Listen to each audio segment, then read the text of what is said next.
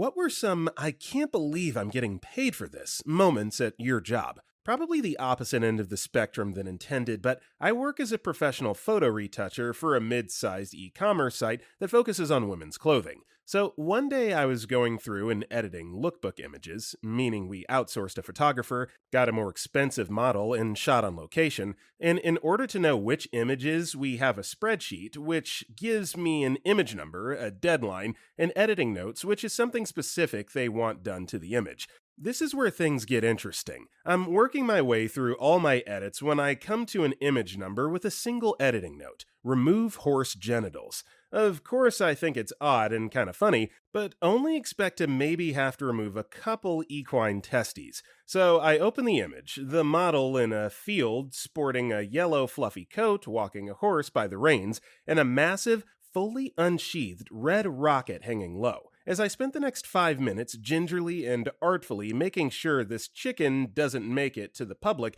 I couldn't help but keep asking myself how the F I'm being paid to Photoshop away a horse's chicken. Story 2. Astronomer here. Back in June, I got to what I jokingly refer to as my first NASA mission. Specifically, I got to fly on Sophia, which is an old Boeing 747 that has a giant infrared telescope in the back of it, and flies around taking observations that are better than any you can get from the ground due to the lack of water vapor at 40,000 feet. A satellite would obviously be even better, but it's of course far cheaper to just fly around, even though they estimate it's $1 million per flight to run Sophia. Now, Sophia is a pretty incredible instrument. They literally cut a hole into the side of the 747 and fly around on trajectories planned to the minute, as the plane is used to track objects in the sky. What's more, you have 24 dedicated people devoted to making this telescope work, between operating it and flying it. Also, super nice. The pilots let me sit in the jump seat for takeoff in a friggin' Boeing 747. And even more crazy, in winter, for 2 months, they fly out of the Antarctic Center in Christchurch, New Zealand, to observe those southern skies. So our path that night took us far enough south that not only did we see incredible southern lights, we crossed the Antarctic Circle and saw islands considered part of Antarctica. So I can say I've seen Antarctica. All of this, by the way, was not for my research, but for a paid piece I'm writing for Scientific American. Infrared wavelengths where Sophia works is best for studying dust, which is important but little to do with my regular research.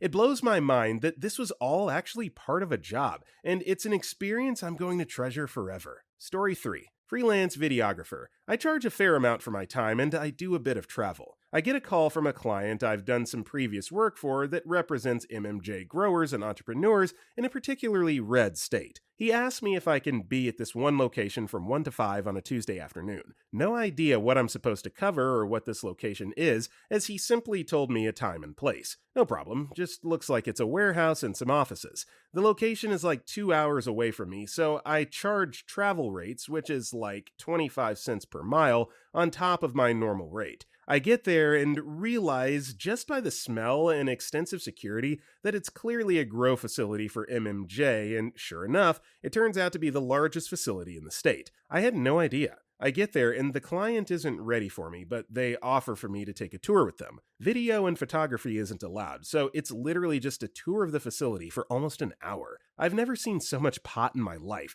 and the vast engineering that went into that place was so amazing. We finally get to work, and essentially all they needed me for was to record the conference call so they can have that as video proof of what they discussed. Literally 20 minutes of work that could have been done on an iPhone, but I'm not complaining because we had previously agreed on the rate, so they paid me what we agreed upon. On top of that, they gave me a free hat with the facility's logo on it. So essentially, I got a paid half-day rate for 20 minutes of work, a free tour, and a hat. That was a nice day. Story 4. I used to work as an aircraft handler at an airport that hosted the planes for an air show. The week leading up to the shows were awesome, as civilian and military acts were constantly taking off and landing. I did a lot of refueling, so I got to actually touch and work with the crews flying these beasts. One year on Media Day, I was walking through the lobby of our company's hangar, and one of the pilots of an airshow team waves me over. I've been helping this team with their planes, so he knew who I was. He mentioned to me that one of the reporters that were going to fly along had to back out and there's an empty seat available. I found my supervisor and he gave me permission to go for a ride during the middle of my shift. I got to go on a half-hour flight of 6 practice run in the back seat of a Cold War era military trainer, and it never had to clock out. Story 5. I was once hired to be the head coffee roaster, beverage designer, and barista trainer for a cafe/restaurant that was opening. But the dum-dums with the money hired me way too early, 8 months before construction was even completed, so I developed their signature roasts, designed the drink menu, and then mostly sat in the roasting space and played on Reddit 40 hours a week. I begged them for work, but they were such nitpicking micromanagers that they almost always just completed my tasks for me. After 6 months, I was too bored and lonely sitting by myself.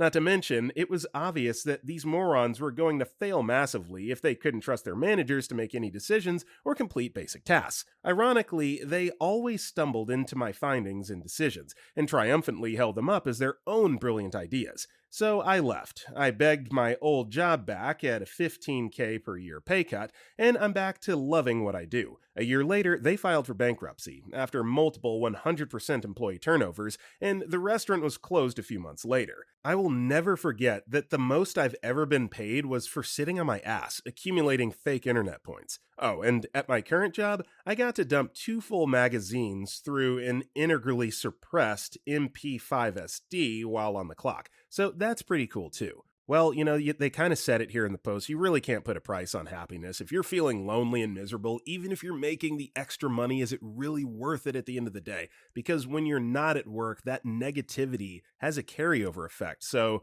glad that you wised up, took the pay cut, and you're back to doing what you love. That's a great example to set. Story 6. I sell cars. I had a customer come in and look at a few vehicles and said would call me that evening with his decision. He called me at around 5 p.m. saying he wanted one of the vehicles he looked at. He asked me if I could have all of his paperwork delivered to him before we close. I said sure. So I drove the vehicle to him with the paperwork at around 7 p.m. On my drive to his home, he texted me asking, "Do you like tits?" I responded, "Of course." He then texted me a new address. It ended up being a trashy strip club. I walked in and saw him in the VIP section in the corner with his arms around 2 strippers. He waved me over to his section and asked me to take a seat. I handed him the folder with the documents he needed to sign. He signed everything without even reading the documents. He then hands one of the strippers a small stack of bills. I don't know how much it was. And he said he needs 3 dances before he leaves. So I went in the lap dance section and got me 3 dances from a young lady. It was getting late, so we wanted to get out of there, but of course I needed to say thanks and goodbye to the customer.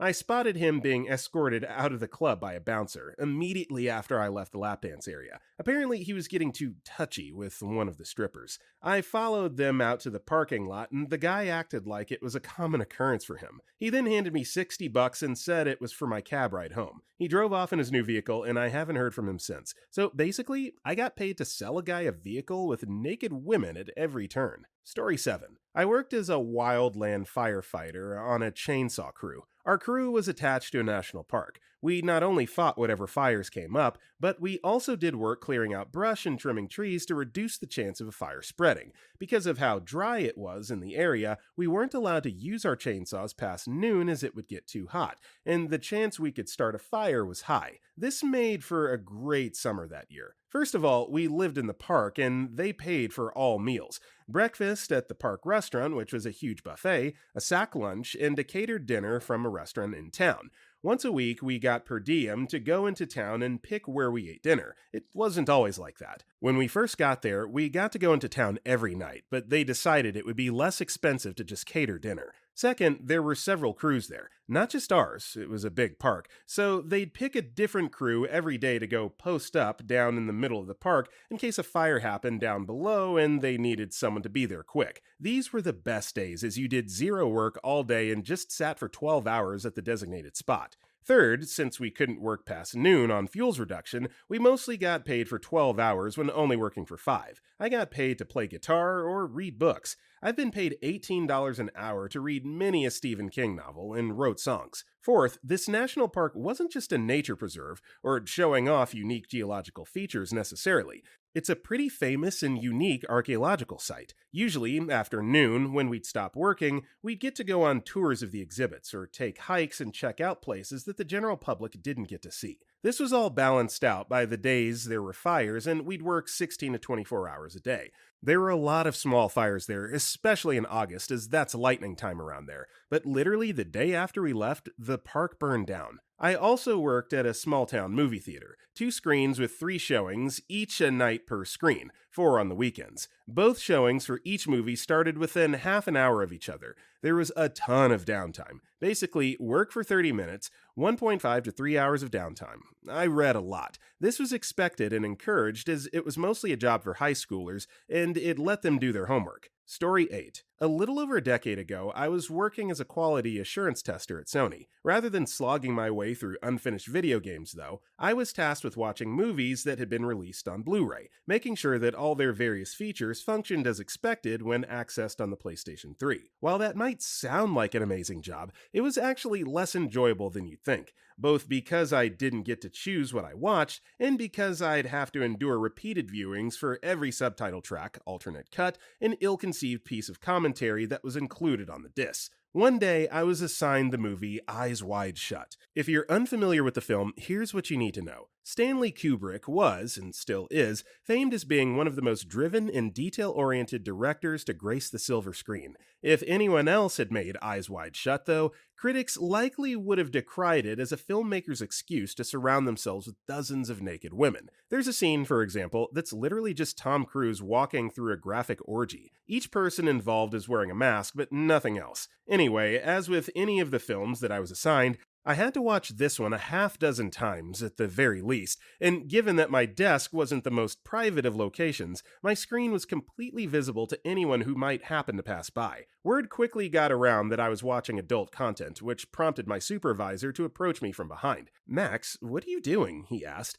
I kept my eyes glued to the screen, but held up the movie's case. "It's Eyes Wide Shut." "Oh." He stood there for a while, staring, until the manager walked over. "What are you guys watching?" "Eyes Wide Shut," we both said. "Oh." Over the course of about 10 minutes, my desk was slowly surrounded by the entire management team, up to and including the department head. When the orgy scene finally finished, they all glanced around at each other, chuckled, then hurried off to focus on whatever work they had been neglecting. It was something of a relief for me, and not, as you might be thinking, because I didn't like having my superiors crowd around me, but because I had been seated with my head at crotch level for the entire showing. Like I said, I kept my eyes glued to the screen. So this is just appealing enough to get me personally to watch the movie now. Has anyone else never heard of this movie now gonna check it out? You know you are. You know you are.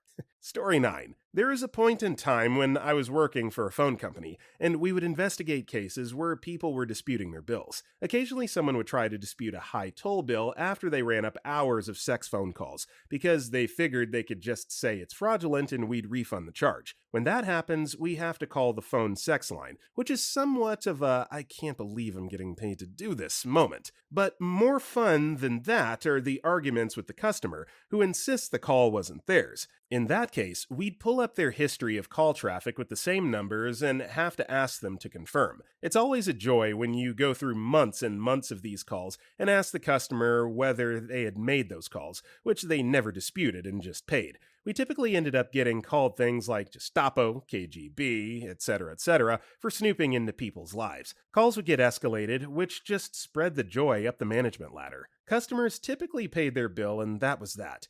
In one case I know of, a customer became so irate that they shut down their phone line, not realizing we were the only provider in their area. I assume they then had to call back in and reinstate service. Fun. Story 10. In the previous decade, I spent some time in the US military on a small base overseas. And I mean small. There was just my unit, an EOD unit, and for a while a transportation unit. But the transpo folks were gone, and the EOD guys and gals had all moved into the barracks next door, leaving just my unit in the barracks I was in. Due to a reason I can't really remember now, but which I'm sure was pretty stupid. There was a lot of stupid, so it all bleeds together. Our acting 1SG brought back 24-hour duty and declared the side doors off limits. Meanwhile, you could still enter and exit them as usual. So, in theory, the person on 24-hour guard duty would see everyone and have them sign in and out. Now, 24-hour guard duty has its perks. Say you want to start at 9 a.m. You go until the next day at 9 a.m. You don't need to attend that next day's morning's PT, physical training, formation. You get the rest of the day to recover. And in my case, my room was right next to the main entrance, the one everyone was supposed to be using. It quickly dawns on me that volunteering to take on this duty has some benefits.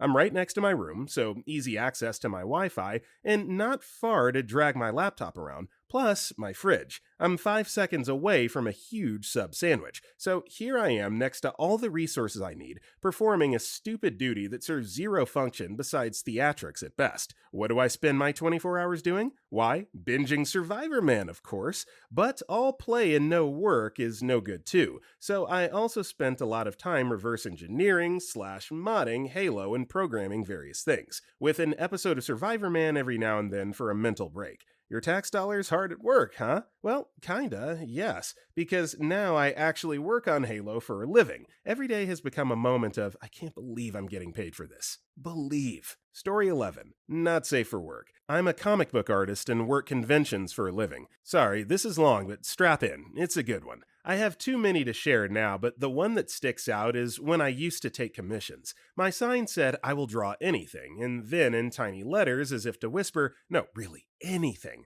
And I meant it. I drew a guy shoving pizza down his gullet, someone as a mythical llama dragon thing, Nicolas Cage staring up at the sun, who was John Cena, and of course adult content. So much adult content. I loved it. My favorite time, which caused me to think, what is this what I'm doing with my life? Was when these three guys came up. They looked at my sign and inquisitively repeated, anything? I gave them a shrug and my typical, yeah dude, what you got? Kind of answer. It was a challenge after doing this for a while to see how deep into weird I would go. Now, this isn't the most extreme or weirdest request I've gotten, but it's the most memorable because of the location. One of the guys, without looking at the others, asked, can you draw us as male private parts? The other two visibly lit up and awaited my response, showing they had already agreed without even discussing it. I laughed and told them, of course. They bought the most expensive traditional drawing, which was inked and colored. LOL. For some reason, people spend a lot on jokes.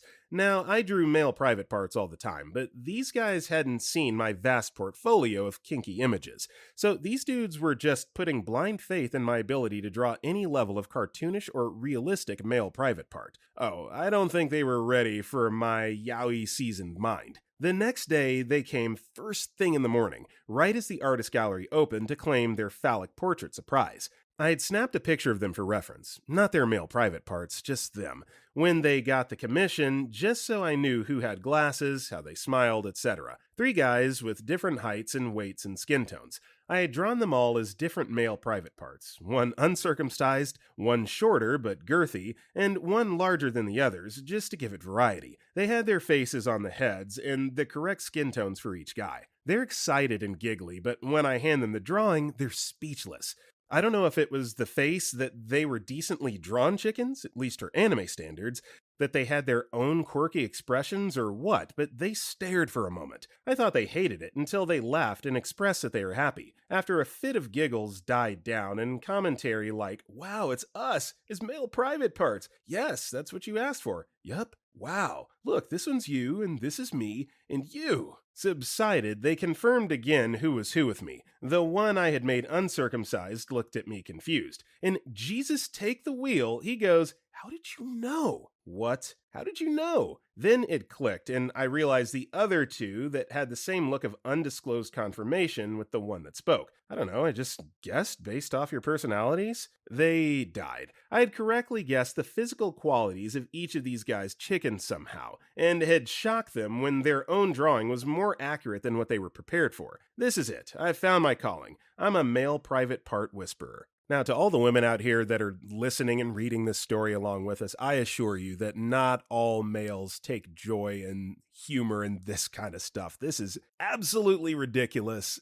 To not just request it, but to pay a handsome sum of money to do so. Like, my gosh. Guys, we gotta do better. We've gotta grow up just a little bit. It is funny, but come on, come on. Story 12. To preface, I worked for the railroad as a conductor, which was a union position. The way they worked was you got exactly 48 hours of off time every 6 days, but they had a bad tendency to call you 5 minutes before your scheduled off time to put you on duty for a train that wouldn't arrive for 2 to 3 hours. You had the option of taking a taxi or driving your own vehicle for a mileage charge, plus hourly wage if you were to get called from an away terminal. Well, cue Christmas Eve/day. It was the first time I had managed to get off in 3 to 4 years, and I was really looking forward to it. My off day started at 10 p.m. Christmas Eve. 9:59, they called me to go to an away terminal to catch a train in 2 to 3 hours. So, where most people would take the mileage for the extra money, I decided to have them call a taxi. So, I went to my home terminal and waited 3 hours for a taxi to take me to the away terminal. And they couldn't find a driver for it because they pay them below minimum wage and all of them quit or just won't answer their phones. The time kept ticking away until they finally just sent me home with a day's pay. I started my Christmas a little late, but with a nice fat paycheck. Story 13. My work does some pretty cool employee appreciation stuff. One thing is summer fun days. They set up several things, and all employees get to pick one. Things like an MLB game, a day at a water park, a day doing ziplining, kayaking, and ATVing, etc. And you can bring either a guest or your family, depending on what you choose. They pay for your admission and food, plus bus you there, and pay you for a full 8-hour workday. Last year, I took my mom to the Minnesota State Fair, bus, admission tickets, and $20 in food vouchers each. And this year, I took my dad to a Milwaukee Brewers game, bus, admission, and seating in the club boxes with all-you-can-eat buffets, 2 free beers each, and unlimited soda. I got paid $19 an hour to stuff my face and watch the Brewers. Heck yes. They also give us 16 hours of volunteer time off. I spent my afternoon yesterday playing with kittens at the Humane Society, again getting paid $19 an hour. They also do at least 2 events per year, where they do a program of some sort in the morning and then an activity in the afternoon, bowling, a movie, etc., that they pay for and pay us for, and provide meals. We have a convention every year where they even fly in our out-of-state employees, bus us to a really nice convention place, feed us breakfast, lunch, and dinner, bring in some really great speakers, do some kind of give-back activity. We've put together stuffed animals for kids in the hospital and made fleece-tie blankets for NICU babies, and then do some kind of entertainment and drinks in the evening. And for that, they pay us a 12-hour day, so we even get OT for it. It's seriously an awesome place to work. I don't think I've ever heard of a business that takes care of their employees this well. That is an absolute jackpot goldmine that you've landed yourself in, OP. I would never leave that job. Good for you. Story 14. I'm an operating department practitioner, ODP for short, and work in the NHS. I've been scrubbed right by the surgeon, assisting him with the instruments and ensuring everything goes smoothly for so many amazing things. So many C-sections, which always bring a tear to my eye when the parents see the baby. Then the molar pregnancies where the body has started reabsorbing the fetus. I've helped save lives, perform CPR, seen the absolute worst things someone can do to another with stabbings, help put people back together after a car/push bike/motorbike accident, seen young people who've tried to unalive themselves by piercing watch batteries and swallowing them, others who have jumped from bridges or out of windows, 15-year-olds who just want to die, kids who have fallen off their scooters and broken their arm, people who went for a paper and we've taken their leg this afternoon following an accident, cancer patients having mastectomies, plastic surgery following facial cancer, necrotizing fasciitis, flesh-eating bacteria, cases where all we can do is cut away tissue which is visibly dying in front of us, cases where it's gone wrong and we've stayed for an extra few hours to sort it. 12 hours is the longest I've stood next to a surgeon who's performing as well as he can and ensured that he had the right tools and nothing is left inside. I also work in the anesthetic room as well as in the surgical side. I've held so many hands while patients are terrified of needles, anesthetics, and the whole traumatic time. The worst is when a kid and the parent is trusting you with their kid's life as you usher them out so you can stabilize and sort out the airway. The mother of a young amputee crying on me in recovery, working with the military for a while and seeing the medevac patients from Afghan with terrible shrapnel injuries, women who have had a miscarriage and need a procedure, organ retrievals, organ transplants, pain patients, ECT patients, a never ending conveyor belt, but they're all individual to me. So many people, so many faces, and so many years, so many stories that I will hold forever, and so many moments where I didn't care if I was getting paid or not, and it was a bonus that I did, because hopefully I ensured these patients had a good outcome and I helped make it easier for them. I'll always hold a little part of them dear. Story 15. I've always been a bit of a lost soul, never really settling down and getting to work on any one thing.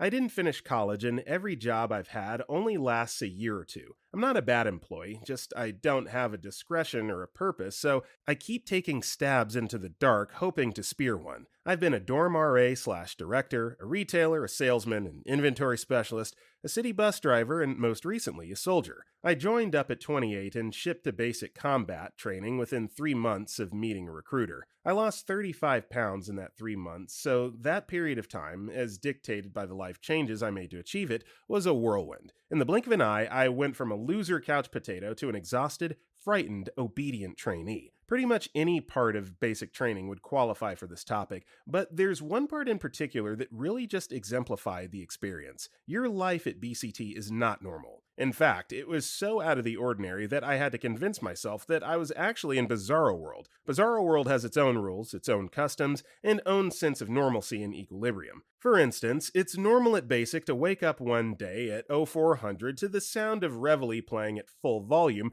out of a crappy PA speaker a foot from your face, and to be woken the next by the same crappy speaker blasting the Pokemon theme. It's normal in basic to be doing everything you've been told to do, exactly as you were told to do it, and still F it up and do push-ups. It's normal to draw works of Renaissance art of the male phallus in Sharpie marker on the outside of a porta potty while sweating to death in 100 Fahrenheit plus weather. The one that really got me how unnormal Bizarro World was, though, happened at night on our culminating field exercise. We'd been awoken at 0200 to dress and be ready by 0300, down for the cement pad with all our gear and weaponry for an 0400 ruck march in face camo. We marched 16 mi and 5 miles that morning, got into our chemical protective clothing, and did chemical, biological, radiological, nuclear, CBRN, drills in the heat of the South Carolina sun in July. We got an hour nap after a lunch of MRE, then jumped into a squad-level tactical movement drills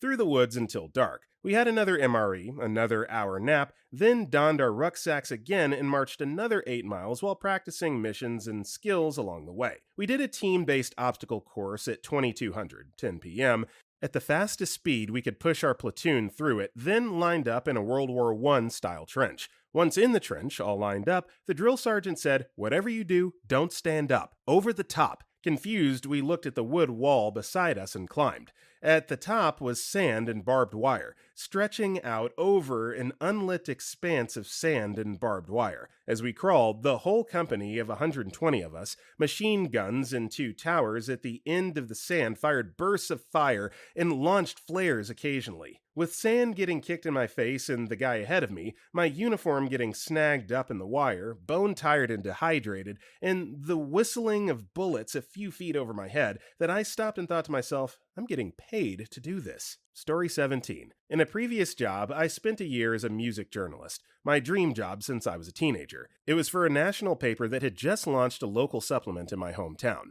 The main core of my job was writing a column about local music. Sometimes it was great. Sometimes it was a struggle to get material. It's not a particularly big city, but it paid silly money for the work involved, so I was more than happy. The other part of my job was writing reviews of gigs and events in my hometown for the national paper's weekend supplements. Now, this paid nowhere near as much, and if you included time traveling to and from the gig, the time at the gig and the time writing was less than minimum wage. This obviously sucked when I had to cover stuff I didn't like, such as the X Factor. However, any gig I wanted to go to, I always got to cover it. So I'd get a free ticket, plus one for a gig I'd pay to go to anyway. Usually free drinks from the grateful friend who got the plus one, and I'd then get paid for writing up my opinion of it for a national effing paper. More than made up for having to cover the X Factor. Story 18. Up until recently, I worked at a small corner store in a somewhat quiet suburb in a very small town. I started when I was first able to legally apply for a job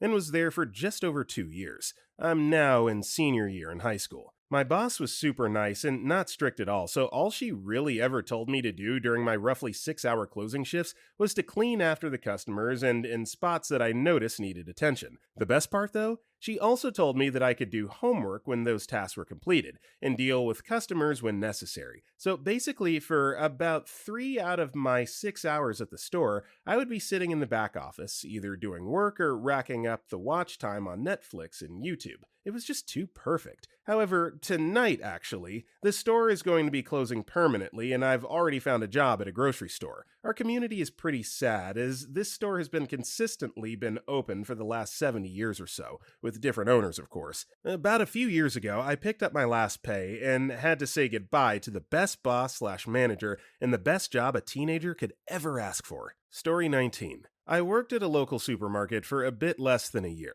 The place had a very high turnover rate, so me and my friend who got the job with me were considered long-time workers. Most of the people working there were high school seniors like us, and usually brought some friends of their own too, so we all got along really well. After a couple of months, the staff that stayed became sort of a tight-knit family, and we started hanging out a lot outside of work, and my friend even started dating one of the cashiers. One Thursday, our immediate bosses went to take care of a new system in the supermarket. Thursdays were days where the entire cashier team was working because it was always very busy. But that day it was nearly empty, and with no supervision and the entire cashier staff there, we basically sat around the registries and talked the entire shift. I felt like I was getting paid to be with my friends. Sadly, management is crap, and most of us quit since, but we still stay in touch, and I can't believe I got such good friends from a retail job. Story 20. In my early 20s, I worked at a large corporation doing typical office work involving computers at an entry-level position. For a 6-month period, I was the only employee put on a new night shift,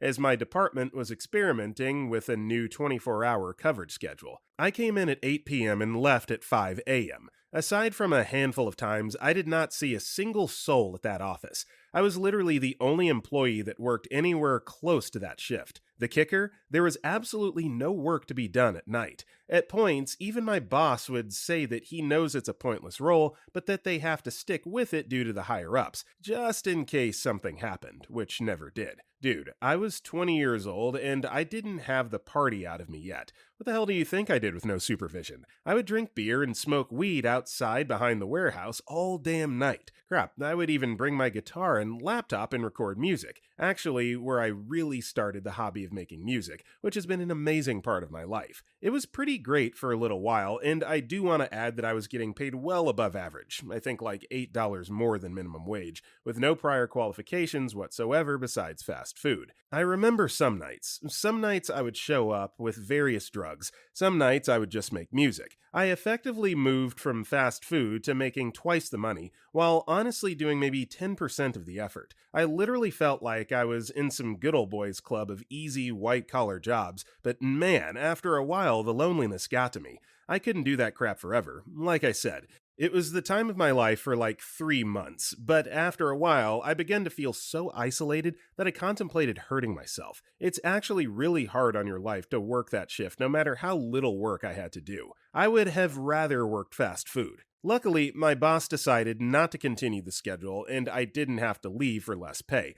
But that crap was a weird black hole time period in my life, lol. Story 21. I was a contract employee for IBM, and one project involved configuring wireless equipment for a prominent trucking company. It was a big order. All the components were ordered through Cisco, who, for whatever reason, couldn't fill the whole order in one go. In fact, they didn't fill the order anywhere near as quickly as we could configure the parts. Running out of equipment meant being sent off to do random busy work, so everyone on our team got real good at pacing the supply of parts to make them last until the next fraction of the order arrived. It was approximately a full month worth of time that I spent getting paid to listen to audiobooks and reconfigure the same routers over and over again. When it came to doing the handheld devices, it was a similar story, but with telecom companies instead of Cisco. Since these trucks went everywhere in the country, their cell service was through several providers.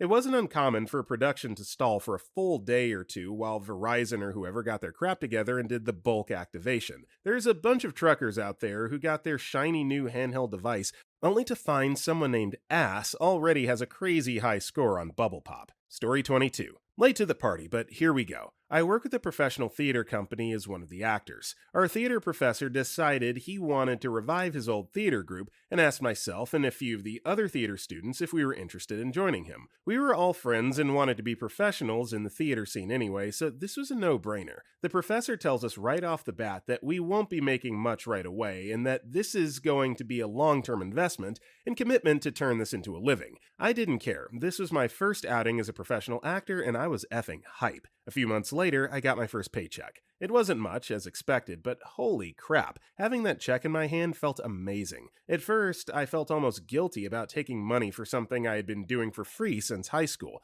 but then I just felt validation. Like this was the start of all the work and studying I had been doing was somehow working. I would have framed the check if I didn't have bills to pay, but damn, it felt so good. We're still going strong into year 3, too. Living your dream. Living your dream. This is a great example of doing that no matter what you get paid. If you're getting paid to do something that you love, it is always going to feel good. So another great example with this story. Story 23. Was an SAT math prep teacher on the side and specialized in teaching the high-end kids.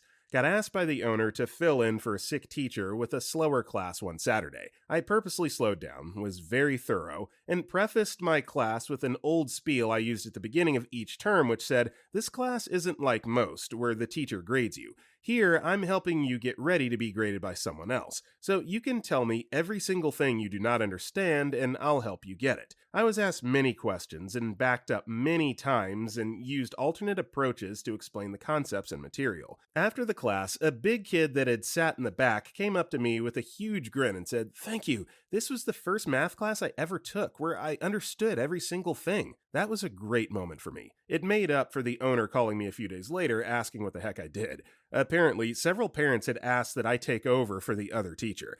Anyway, I found out the reward for making light bulbs go on with kids that weren't top students, and it seemed a lot greater, to my surprise. Story 24. I'm older than most of you. Back in the 80s and into the mid-90s, I did quite a bit of travel for the company. Flying was different then, and mostly a lot better. My company had an argument with American Airlines. They were really big back in the day, that if we bought a full-fare coach ticket, we got an automatic upgrade to first class. It was not like today where everyone paid a different price depending on exactly when you buy the ticket and from whom. You could pay either full fare or get a discount for early booking. I was almost always booking last minute due to the nature of our business. We still ordered our plane tickets from a travel agent who took a 10% commission. For 10 plus years, I flew nothing but first class. Again, things were different back then. The first class cabin typically had 5 to 10 passengers and 2 flight attendants, usually very pretty young ladies. They were called stewardesses, not flight attendants. It was a party. They served us hot meals with linen napkins and china plates and fancy glass glasses. If I ordered a scotch, I got Johnny Walker Black Label, and I would typically get 3 of them. I would drink one, put 2 in my bag, and then order another round and get the same thing. No one cared at all. Meals were served in courses, soup, then salad, then dinner, then dessert. Many times I was on the clock getting paid while this is going on. Sometimes it was after hours, but it was still okay. Story 25. I'm a supervisor in retail. One day while working, an elderly customer comes up to the cashes. He waits in line while me and my girls, we're all female up front this day, work the line that was formed. I see him start shaking his leg in line. I started thinking, strange, and went back to work. The line dies down and I'm able to get off cash and do my supervisor duties. I started to smell poop. I grew up with dogs. I have a nose for poops. I looked down at the floor and there it is. Smeared by carts all over the floor is poop. I was speechless. What the heck? I brought out wet floor signs and call for a cleanup. No cleanup. Why? They were doing a shipment truck and back. I could not believe what I was going to do. I do not get paid enough for this. I went and got the mop and cleaned up the poop trail. My manager came up and saw and asked what the heck I was doing. I told her cleaning up poop. With a blank face, I think I died a little, she left after being speechless. She called me later after I had finished and said she looked at the camera and the elderly man had shaken the poop right out of his pants. Who does that? I mean, I literally got paid to clean up someone's poop on minimum wage. I wish I could say it was the last time, but it wasn't. Story 26. Hey, looks like I can finally add something useful to a post here. At my job, I come in late at night, eat free Papa John's pizza that's waiting on me every Friday night, hang out, playing on Reddit, drinking coffee, and eating pizza. Don't feel like pizza? There's a chef that cooks meals here twice a day with leftovers in the fridge. A little bit later, I get on my laptop where I have 500 movies downloaded, or I play Minecraft for up to 5 hours. Sometimes I bring my Xbox One and a small monitor and just go to town on some Borderlands 3 pre-order, boy. Towards the end of my shift, I finish up my movie and fill one sheet of paperwork out, then go home and sleep till like 5 in the afternoon. I get 80 hours of paid vacation every 6 months, something similar of sick time. Also offers health insurance. I may or may not take a nap for a few hours if I'm a little extra tired. Took me 3 months to get over that I'm literally getting paid to do what I do at home. Only downside, I have to deal with someone getting high once in a blue moon. Also, an extremely effed sleep schedule. Story 27. So, some background. I work as an oven operator for a massive bakery. We ship products from my location to all around the United States. As an oven operator of such a massive production plant, I bake and deadpan hundreds of thousands of products in my shift alone. And once they're cooled, they're wrapped and shipped off to any of the hundreds of stores nationwide. So the same sponge cake you get in California will be from the same batch as the one in New Jersey or North Carolina. Now, keep in mind that I handle thousands of cakes, pastries, and breads every day. So one day I suggested we change something in the recipe of one of the cakes as I noticed it was too dry. I told them to try melting the butter, then mix it into the batter for a more even spread. The next week, a store manager from New Jersey, I think it was New Jersey, not really sure, came in asking for me, by name. He came up to me and dramatically shook my hand, telling me that his cakes were so moist that they had an increase in sales. That the normal for them issue of dry cakes was no longer an issue. They used to cover the cakes with extra frosting to try and hide the dryness. After he left and toured the rest of the plant, my head boss came over and asked what we were talking about. I told him that I really don't know. He just came up to me and congratulated me. The boss had to ask him, and when he found out, he told me to bake one of the cakes. 2 hours later, it was cut, sliced, frosted, and then served to me, my supervisor, my boss, and the visiting manager. And they were just amazed on how it tasted. It was so moist and soft. They had a look of pure joy on their face. It was then I realized that the things I make bring happiness to the people on the other side of the nation,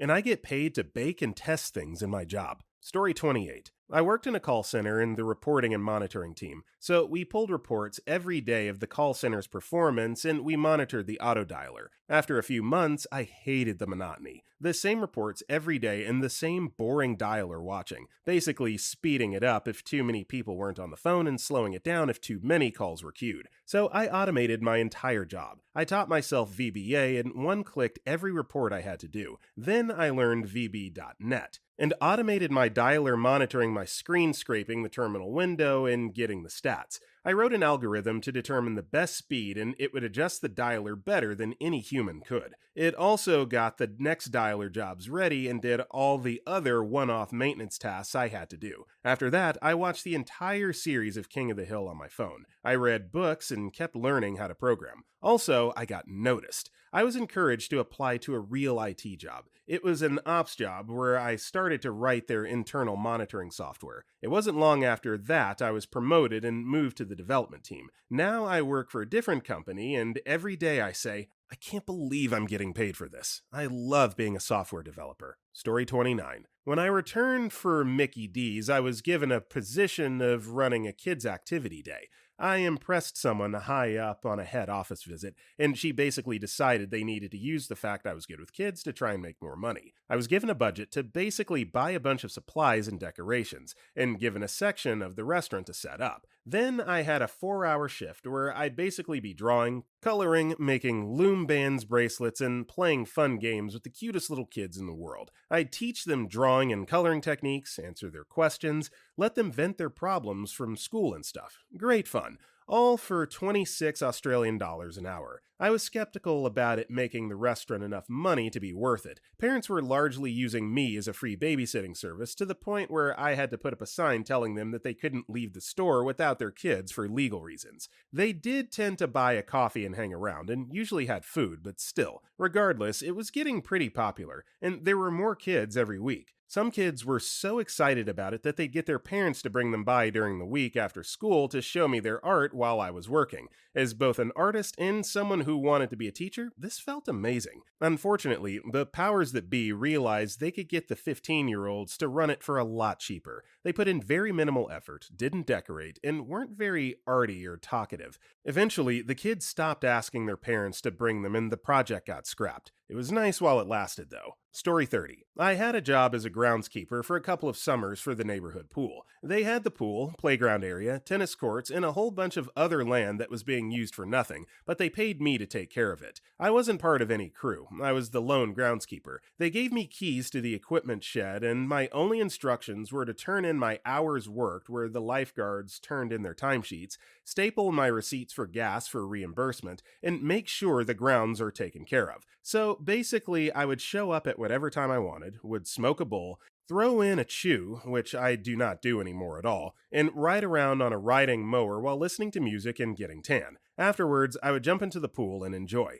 I distinctly remember a moment being out there, feeling good, and just laughing. I can't believe I get paid for this, because I enjoyed it a lot. Those were simpler times. They also had a neighborhood newsletter thing, and both summers I worked there, they pointed out the exceptional groundskeeping by me. Story 31. I'm in tech sales as a manufacturer rep. I work with our channel resale partners and end user clients every day. This often includes taking stakeholders out for expensive meals, golf, and other activities. I regularly have $200 plus steak dinners. Often enough, I've stopped eating bread at restaurants and regularly order fish instead of steak. Some of the coolest things I've done as a primary function of my job. Racing cars on an auto track. We took customers to a racetrack and got lessons driving through cone course and on the real course. Souped up Dodge Challengers. Really fun experience, plus we got 100% attendance from registered customers. For context, we expect about 1/3 no-shows for customer-facing marketing events. Every year, my company buys a VIP suite on the 16th hole at the Phoenix Waste Management Open. If you don't follow golf, this tournament is one of the first big events on tour every year and happens on Super Bowl weekend. The 16th hole is a stadium-style par 3, and it's the only hole on the whole tour where you're not only allowed to cheer during the golfer swing, but encouraged to do so.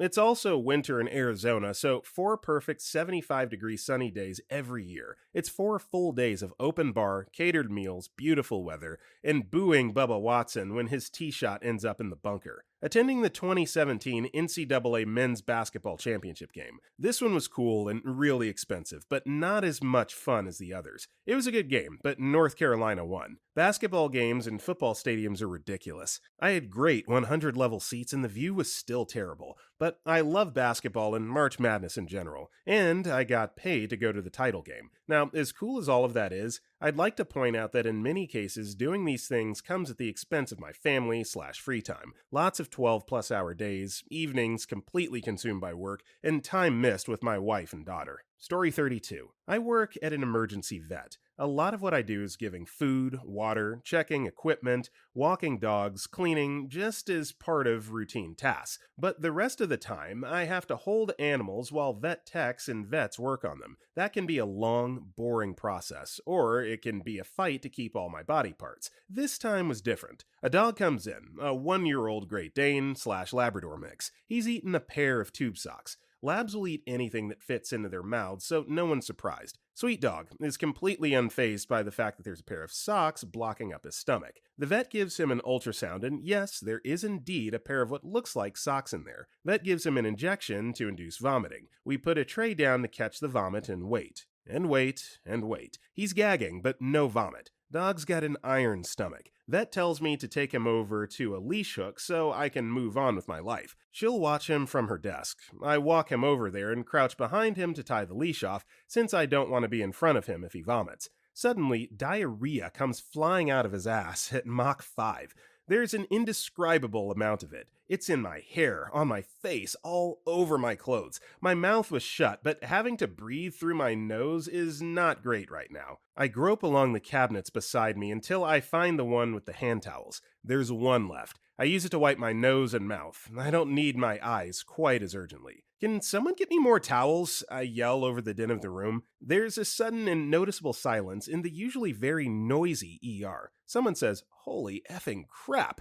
I concur. After being laughed at for several minutes, I was also laughing in sheer disbelief, but also, F y'all, help me already. My coworkers helped me get cleaned up. I went and showered in our surgery shower, changed into my spare scrubs, and got to take an extra 30-minute break while the vets checked to make sure I wasn't about to have a mental breakdown over being covered in diarrhea. No, but I've got an hour left of my shift and I'm really behind. So, could I steal some vet techs to help me catch up? Thanks. I got out of there 30 minutes late, which is on time in the medical world. Story 33. I used to work in a restaurant and would occasionally get assigned to work off-site catering orders. I always enjoyed them because they were usually a much more relaxing environment where we would drive to a location, wedding, office party, etc., and set up and then pretty much keep an eye on things, but for the most part, these events just ran themselves. One particular event, myself and another server got assigned to work at what was a 10K square foot mansion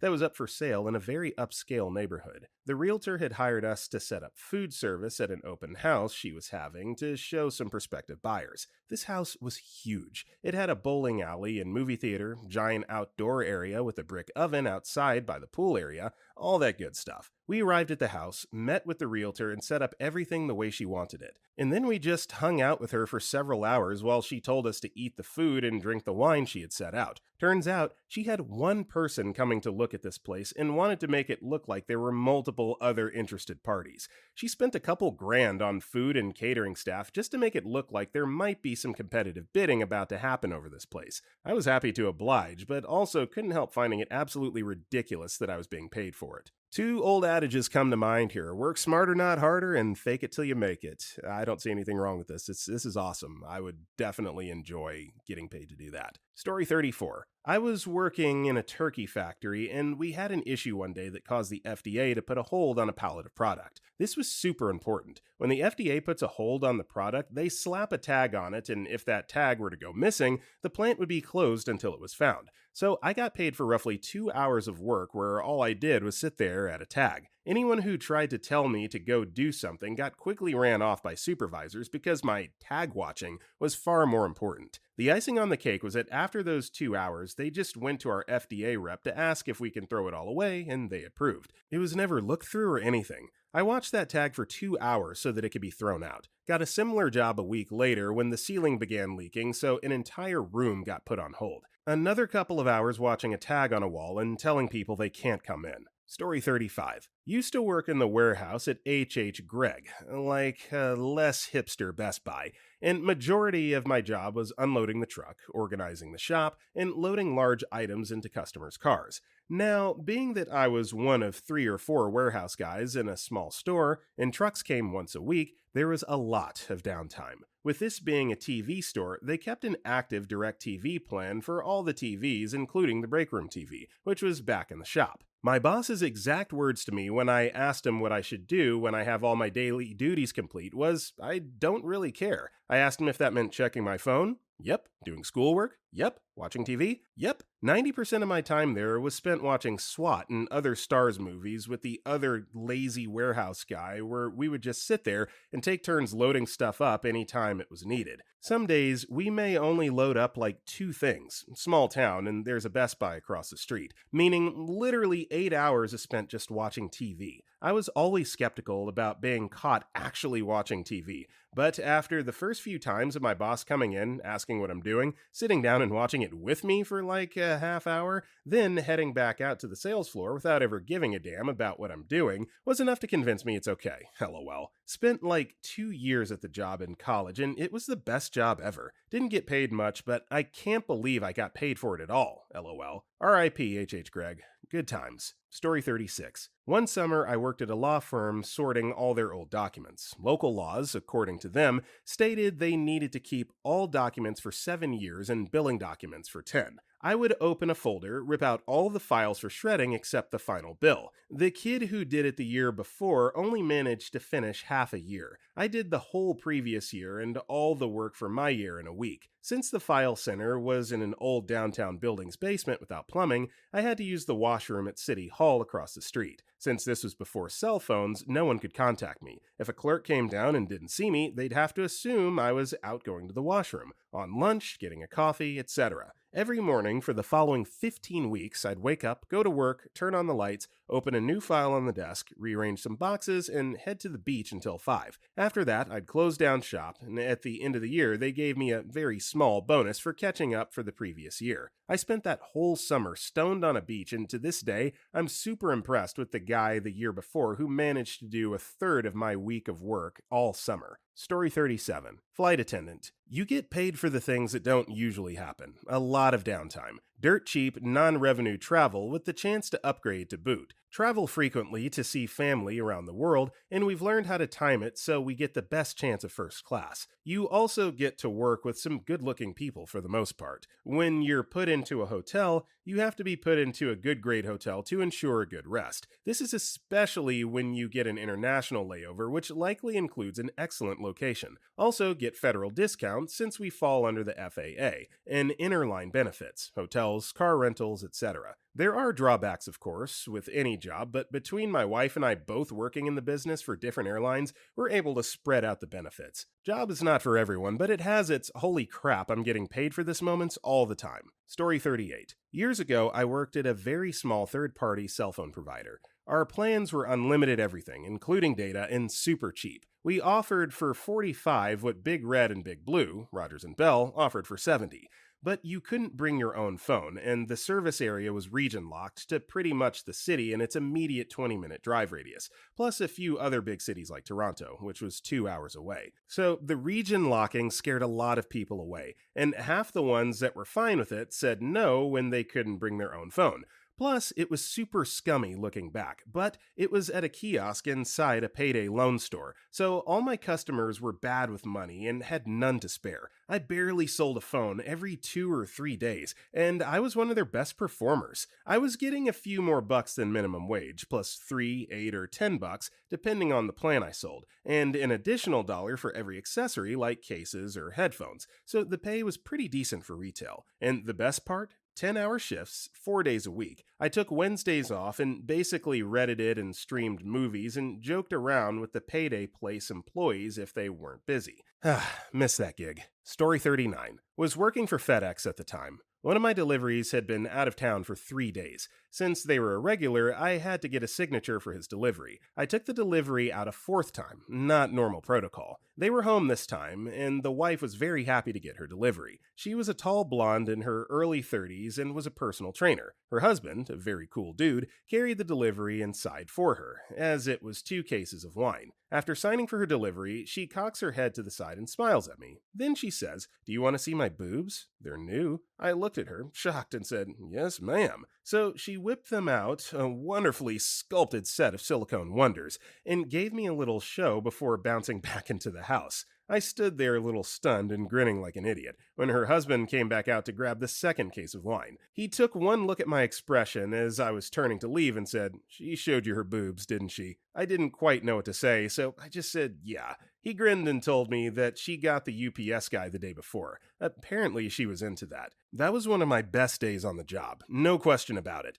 I always got a knowing smile whenever I delivered there from then on. Story 40. I started working for my university's computer services division freshman year, and they hired me full-time halfway through my junior year. I continued attending classes for free. Employees got 15 hours of credit per year, and as I neared the magic number of hours required for my degree, I had to take a recreation class. Very few rec classes were offered at night, so I had a chat with my advisor, and she pointed out there was an intersession golf course. After getting everything approved through my management, for 3 days a week for 6 weeks during early summer, I left my office at something like 10:30 a.m. to drive halfway across town to a very nice private golf course. No idea how the university got that partnership, and play golf for a couple hours. I also happened to have played rec league volleyball with the teacher, and I was pretty good, so I basically got to do whatever I wanted.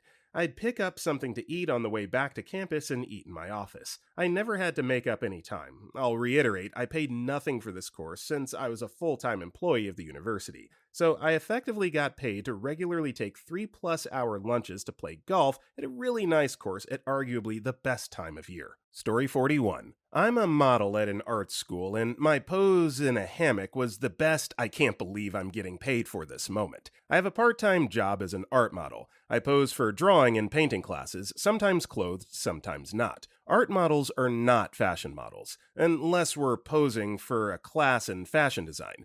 There's no specific body type or ethnicity or specific age range. Sometimes there are challenges. I thought the job would be just like when I was in art school, where the models just sat there or reclined in some Baroque piece of furniture. Nope, there are frequently long poses that are standing for 20 minutes. I don't mean standing like you're at a party chatting with someone and you move around, shifting your weight, or you're a salesperson in a store and you're standing and on your feet moving around, assisting customers. Keeping a pose for 20 minutes, standing absolutely still without any movement, can be hard on your body, which lets you know it is not happy. We also do plenty of short poses, which can be adventurous and kind of a workout as you move through a series of 1-minute poses. This is the fun part of the gig. But one day, when I walked into one of my classes, there was a hammock suspended between two columns. So my assignment was to pose for 5 hours reclining in a hammock. We usually get a break after 20 minutes, but I don't think I used my required break while in the hammock pose. The hammock was awesome. I don't think I ever even took my allotted break. So this was a huge, I can't believe I'm getting paid for this moment. Story 42. I work for the Department of the Interior. My first week after my promotion at the new job, I got to go on a comped day cruise with a nice dinner on Tuesday, then a rafting trip down the river Friday. That was my introduction to the area. Every few weeks, I go to the river and putter around, getting the feel from tourists. We also have interesting public presentations constantly, things like native presentations and kids' days. Government work is the best. You don't have to take crap from anyone. You need to be polite to the public, but there's no reason to take any abuse. I'll hang up the phone or get law enforcement there in a second if anyone bothers me. 99% of the people are there to have a good time, not pick a fight.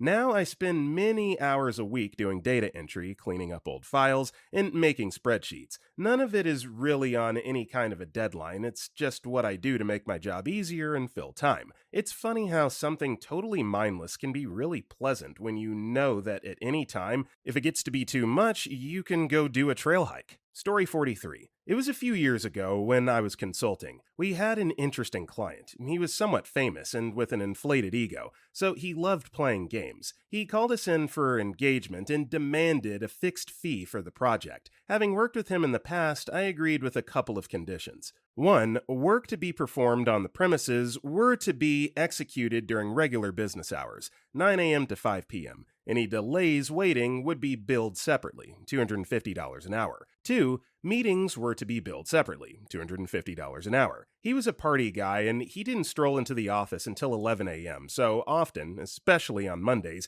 I would be seated by the office door being paid $250 an hour waiting for him to stroll in, smiling since he had made me wait. Same for meetings. That was his power show. He loved to berate his reports, who would always be late with their deliverables. We got paid weekly, in advance, plus the extra hours of the prior week. It was a good gig, good money. He's now bankrupt. Company, personally and morally. Story 44. My first gig as a production assistant for a commercial. The commercial was for a non-profit after-school program that helps kids stay busy with homework, games, cool science experiments, and things like that until their parents got home from work. It also helped children with information on what classes they're going to need to study to get the careers they want when they grow up, and other helpful information like that. It was cool knowing there was a program out there that helps kids like that. Not only did I get paid, travel, food, and drink was provided. The gig was about 2 hours away from where I lived, so we stopped at a truck stop to get gas and snacks. I was just going to get water, we were waiting in line, and the producer said,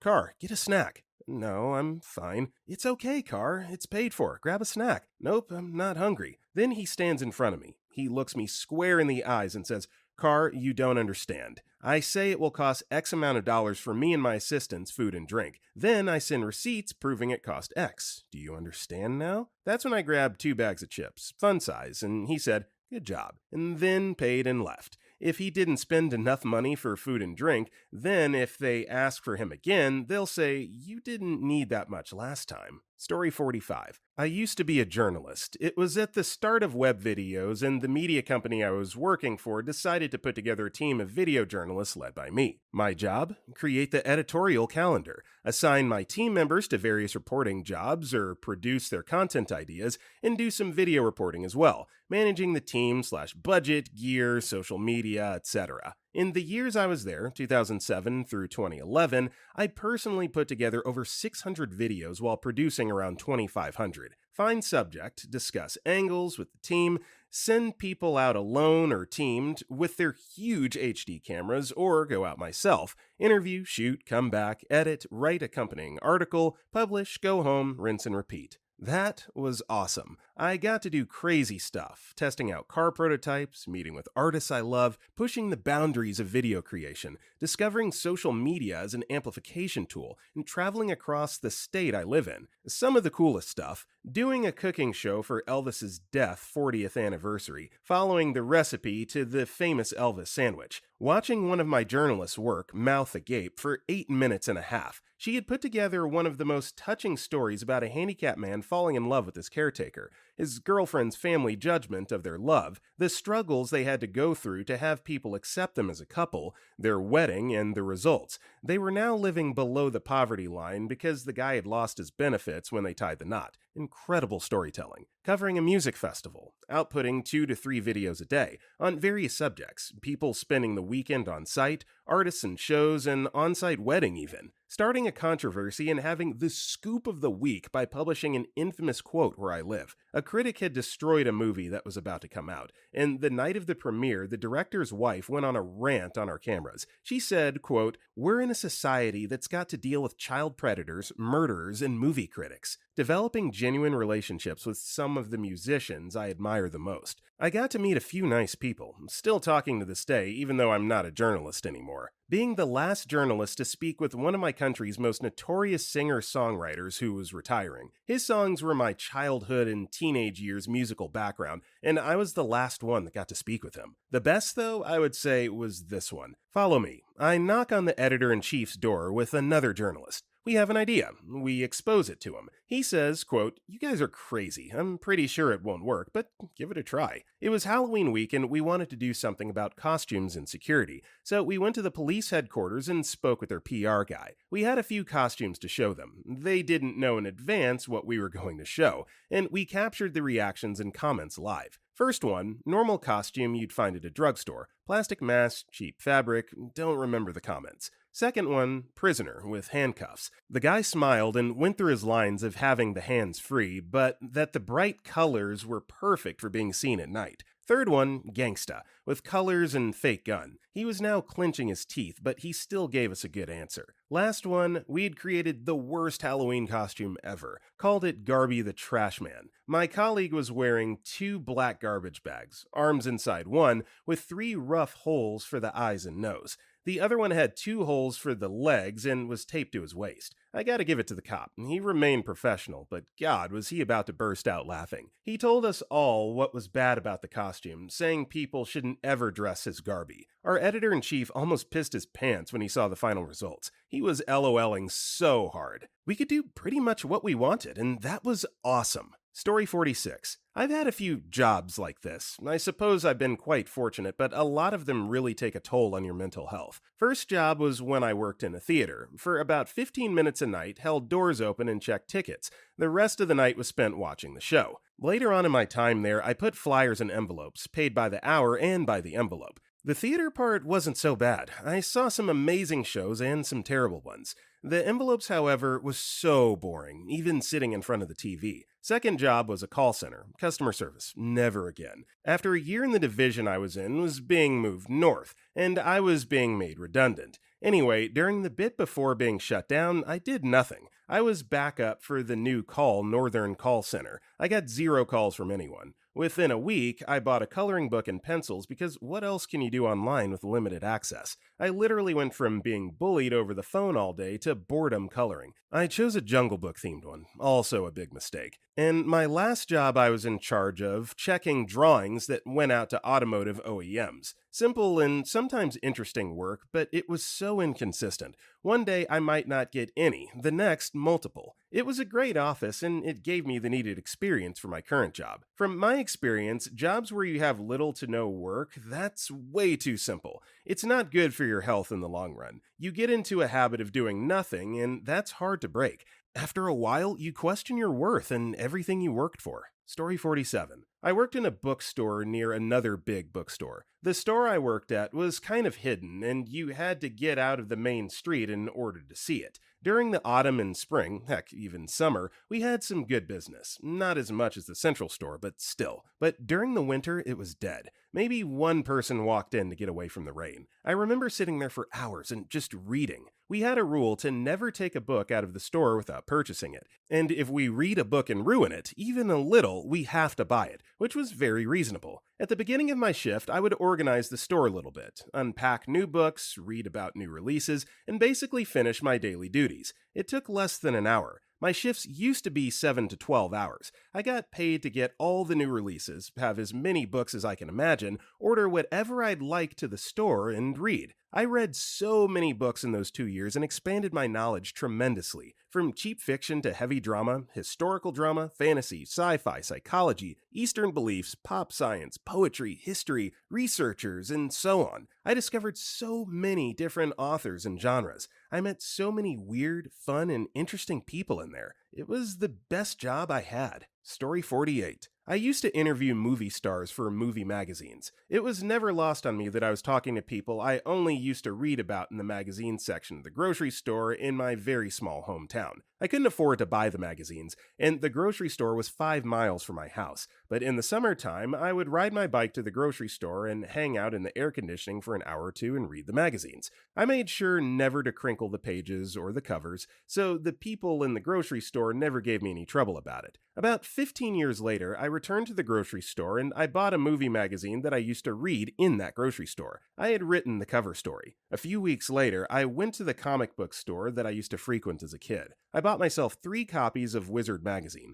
one for myself, one for my family, and one for the guy who ran the store. When I handed the store owner his own copy, he said, "Why did you buy this for me?" I opened up to the page that had the feature article I had written, and I pointed to a paragraph where I talked about the comic book store that I had grown up going to as a kid, and how important that sense of community had been to me at that time. He cried, I cried. 6 months later, he had to close the store. Story 49. Old people at a bank's office for finance and administration who hated and were stuck with a lease with numbers that did not match the vendor's numbers. I somehow landed the job of fixing things and getting the book in order. It was for every computer, switch, router, server, printer, and disk in the bank. The leases were long overdue. The money being paid monthly on old equipment was massive. I was hired to do an account cleanup. No biggie, but to these people, it was the most insurmountable task. I had help from the vendor in 3 contacts: the sales lady, Julie, the account administrator, Nancy, and my counterpart doing the same, Arlene.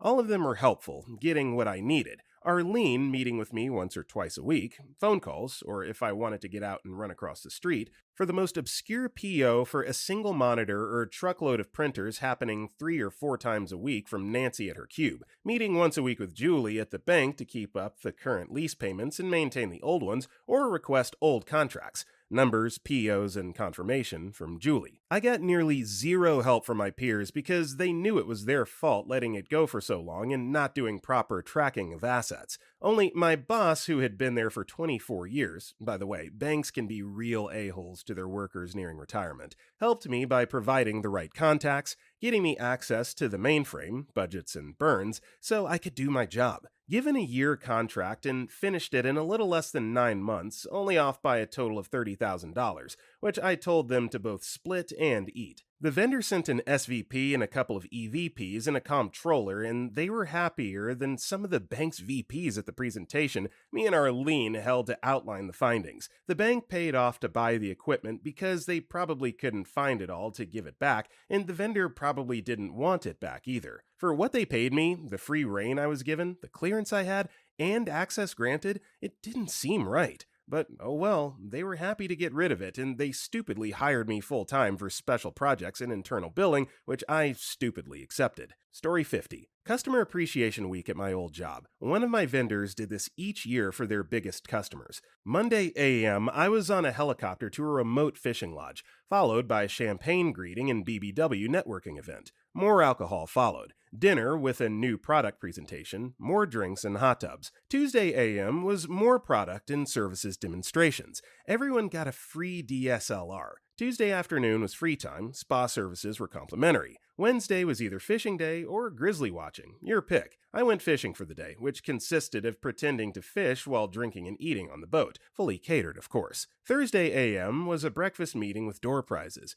I won a MacBook Pro. Rest of the day was free time until the helicopter flight home in the evening. I didn't spend a single cent the whole time. In fact, I made money when I sold the DSLR. I already had a better one. Okay, this is just a random thing that I noticed from the post, but grizzly watching, is that really a thing where you can just like perch up somewhere and watch grizzlies, I don't know, what, fish out of a river?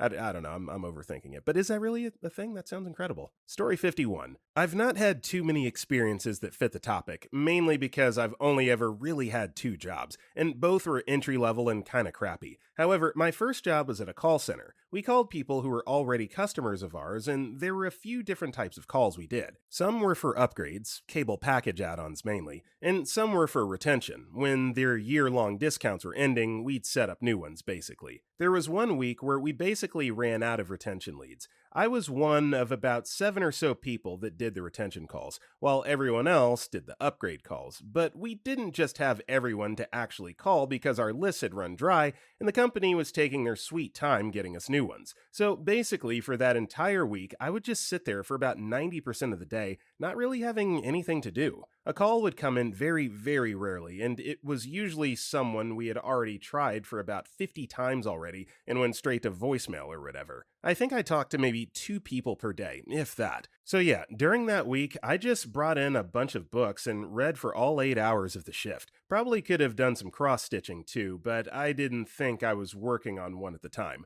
I seem to remember getting through a couple Harry Potter books and a good portion of the Fablehaven series during that week. Story 52. We were training company dealers in South Georgia. Once done there, we had 5 days to drive to North Texas. It didn't make sense to drive there right away or to drive 2 days back home and then 2 days to Texas, so we did the only sensible thing and drove a few hours south to Universal Studios. It was December, so it was a perfect 70 degrees Fahrenheit outside, and there were no lines to any of the rides. After lunch at the Leaky Cauldron, we found the quietish spot between Diagon Alley and Men in Black to join a quick conference call. After the conference call, we blasted some aliens and then went on the Hogwarts Express. The next day, we went to the Kennedy Space Center, which is only an hour east of Universal Studios. That was awesome. Then we drove an hour north and spent the night at Daytona Beach. The water was too cold for swimming, so we played some pirate-themed mini-golf instead. On the third day, we checked out some lighthouses in the morning before heading towards Texas. This was in the off-season, so all the hotels were super cheap, and we actually saved some money on the expense reports. We made sure to pay for any non-company expense out of our own pockets because it's the honest thing to do. The company paid for hotels because that would still have been necessary even if we had driven to Texas and stared at the wall for a few days. Where else can you go on that kind of vacation and only have to pay for park tickets and a few meals? That was the best work trip ever. Story 53. In the late 90s, I worked for Megahertz. They made PC and CIA cards in its Salt Lake City production facility doing tech support. Megahertz was bought by US Robotics, which was then bought out by 3Com. In the space of about 4 years, I worked for 3 separate companies and didn't move from my QB. Right before the bubble burst, 3Com closed down the SL facility. Because of something called the WARN Act, they gave us a 60-day warning but gave us incentives to stay longer.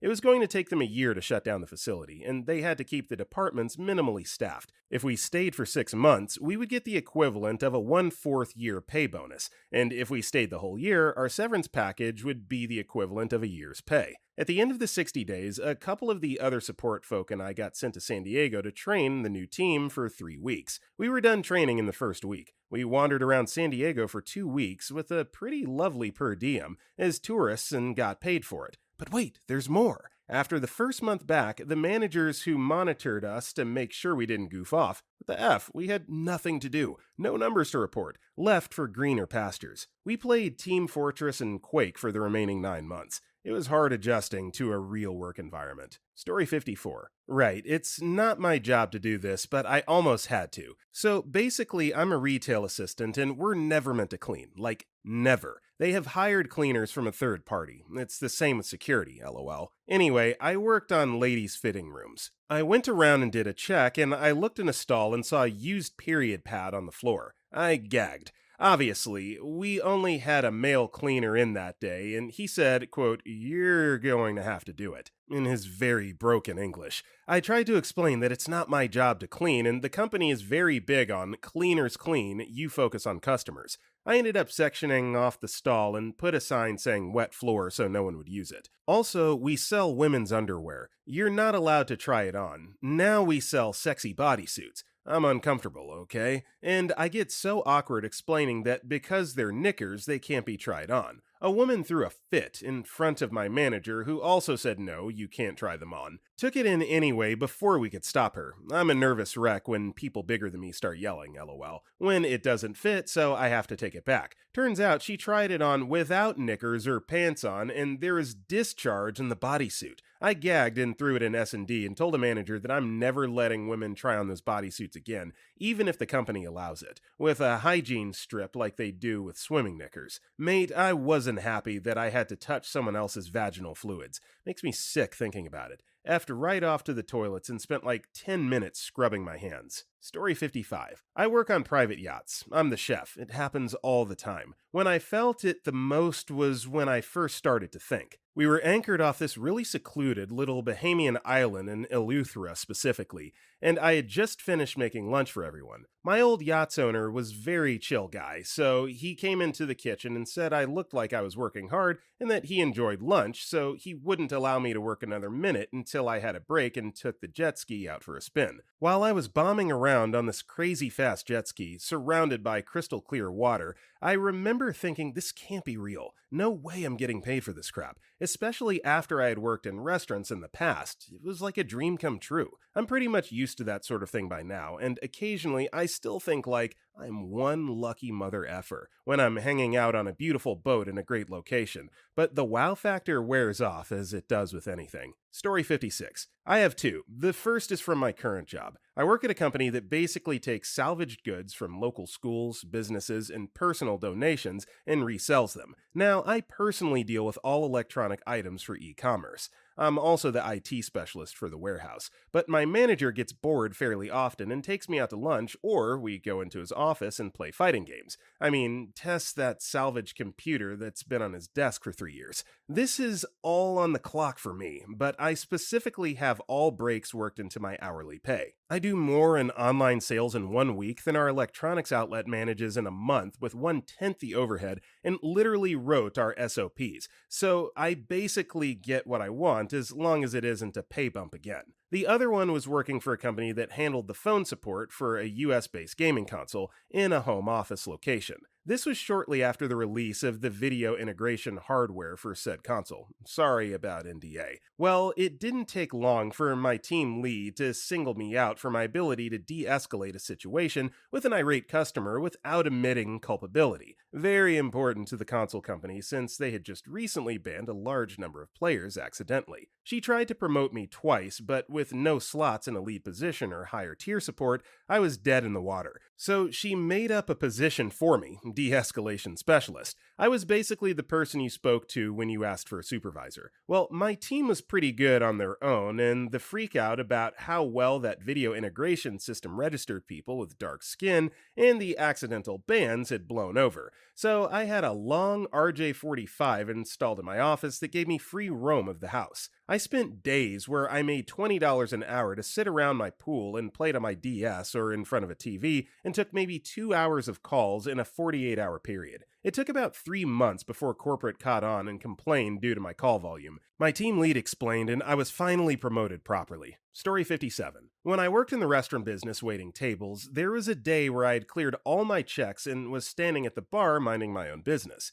Then this lady walks up to the bar and asks me, "Do you have any to-go soy sauce packets? I responded, no ma'am, we only have to-go soy sauce in plastic ramekins. Lady, oh, you fill those up from a different bucket, right? Me, yes ma'am, we fill the ramekins up with a pitcher that we fill from a Sea Parade container. Lady, oh, never mind, I can't have those. My mind is preparing itself for the lame health/allergy excuse that this lady's about to spew out. What I was not ready for was the following. Lady, did you know that the soy sauce companies put marijuana in the sauce? I was completely blown away. So many responses flew through my brain, none of which I was about to say aloud to this woman for fear of losing my job. But I have no control over my facial expressions, which I knew at this moment was saying it all. Lady, yeah, I read on the internet that they use marijuana in the big batches that they then separate out into the buckets, but they use different batches for the packets, and they don't put marijuana in those batches. That's why I only use the soy sauce packets. She then shrugs and walks back to her table. I definitely did not get paid enough as a server to listen to middle-aged white woman spew her lies at me.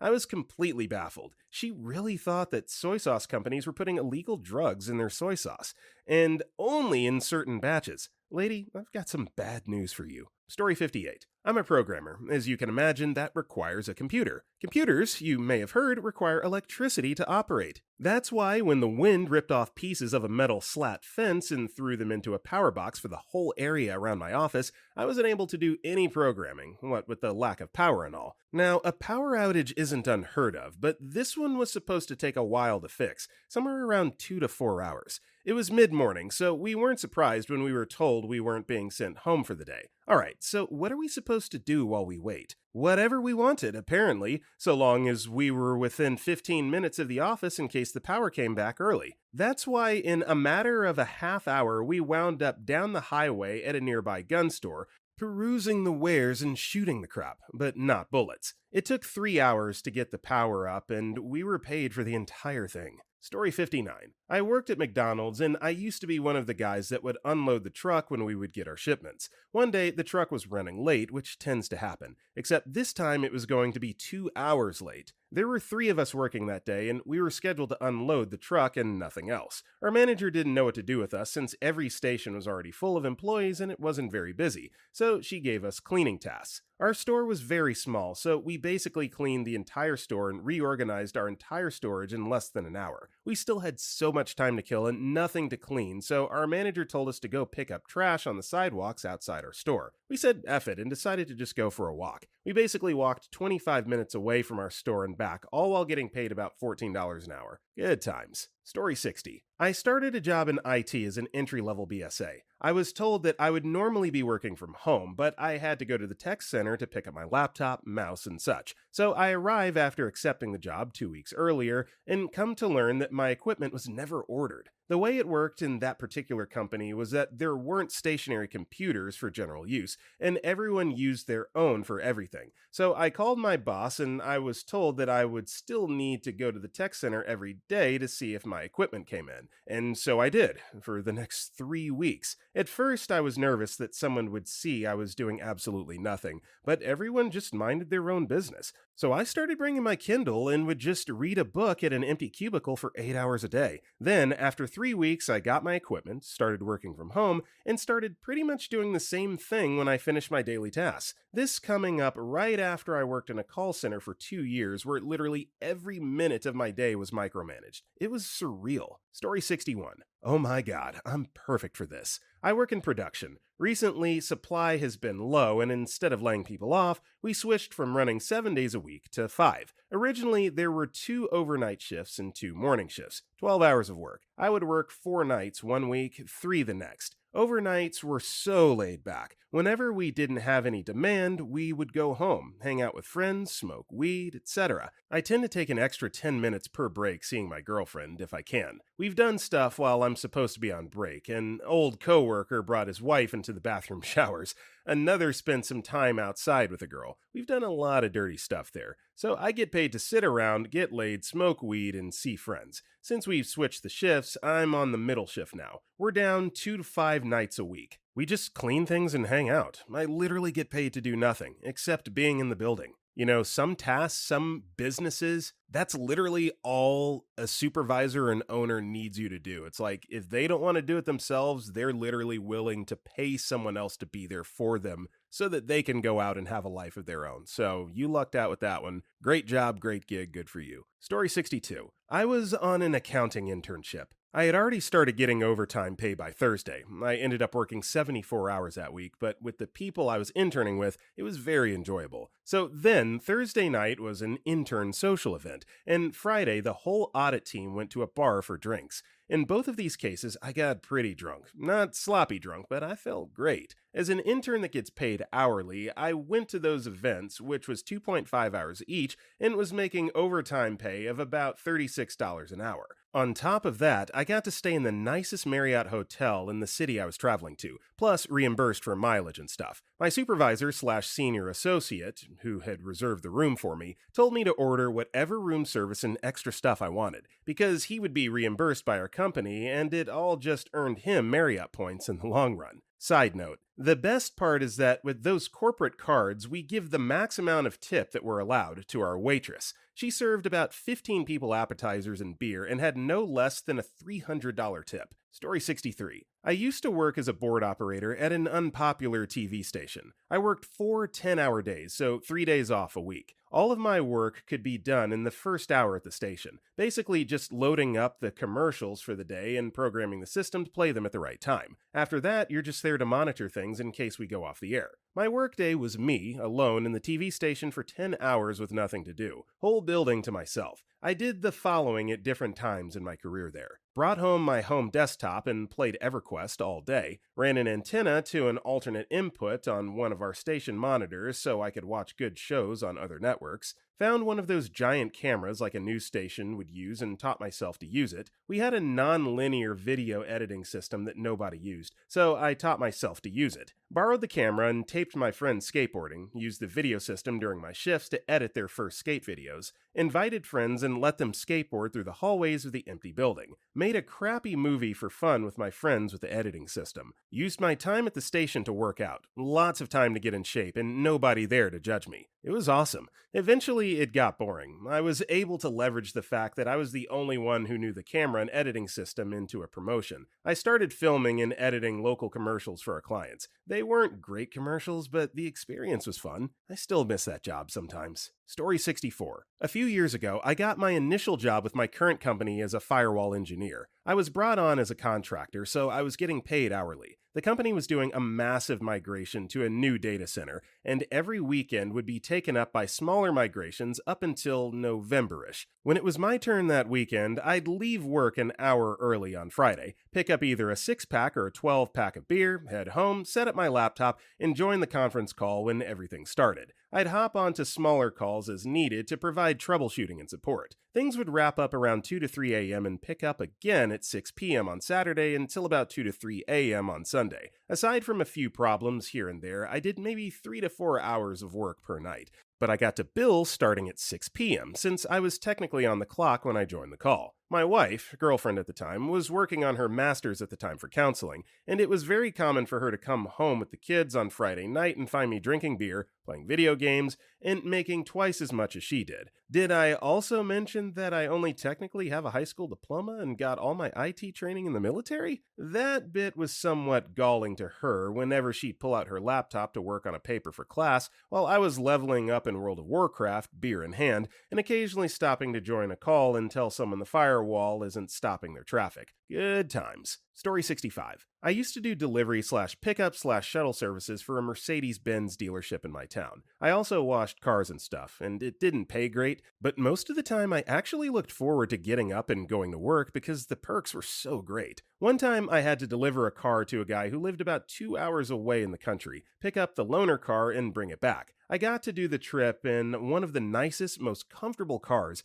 playing music with Bluetooth on great speakers on a beautiful sunny day on country roads with gorgeous scenery all around me. I get there and the drop-off point is a barbecue restaurant, apparently owned by our client. I go in to deliver the keys and they seat me at a booth. The owner always gives the Mercedes delivery drivers a meal on the house, so I'm sitting there eating delicious food after having taken one of the most enjoyable drives, and I'm on the clock. That was the moment I thought, I can't believe I'm getting paid for this. But there's more. Even though the meal was free, I left a generous tip for the waitstaff. After all, I could afford it easily if I didn't pay for the food. They gave me the loaner keys and I headed out. While driving back in the loaner car, which was even nicer than the one I was just in earlier, a road on the way back turns out to be blocked and won't open up for several hours. Since it's in a mountainous rural area, that one road turned out to be pretty crucial. My detour was going to add 2 hours to my trip, meaning I wouldn't be back before the dealer closed. So I call my boss and she says just to take the loaner home and bring it back in the morning. So I got to drive that brand new Mercedes all the way home and to work the next day. I felt like a king. Story 66. Had a job at an iron foundry. I was the vice president's assistant.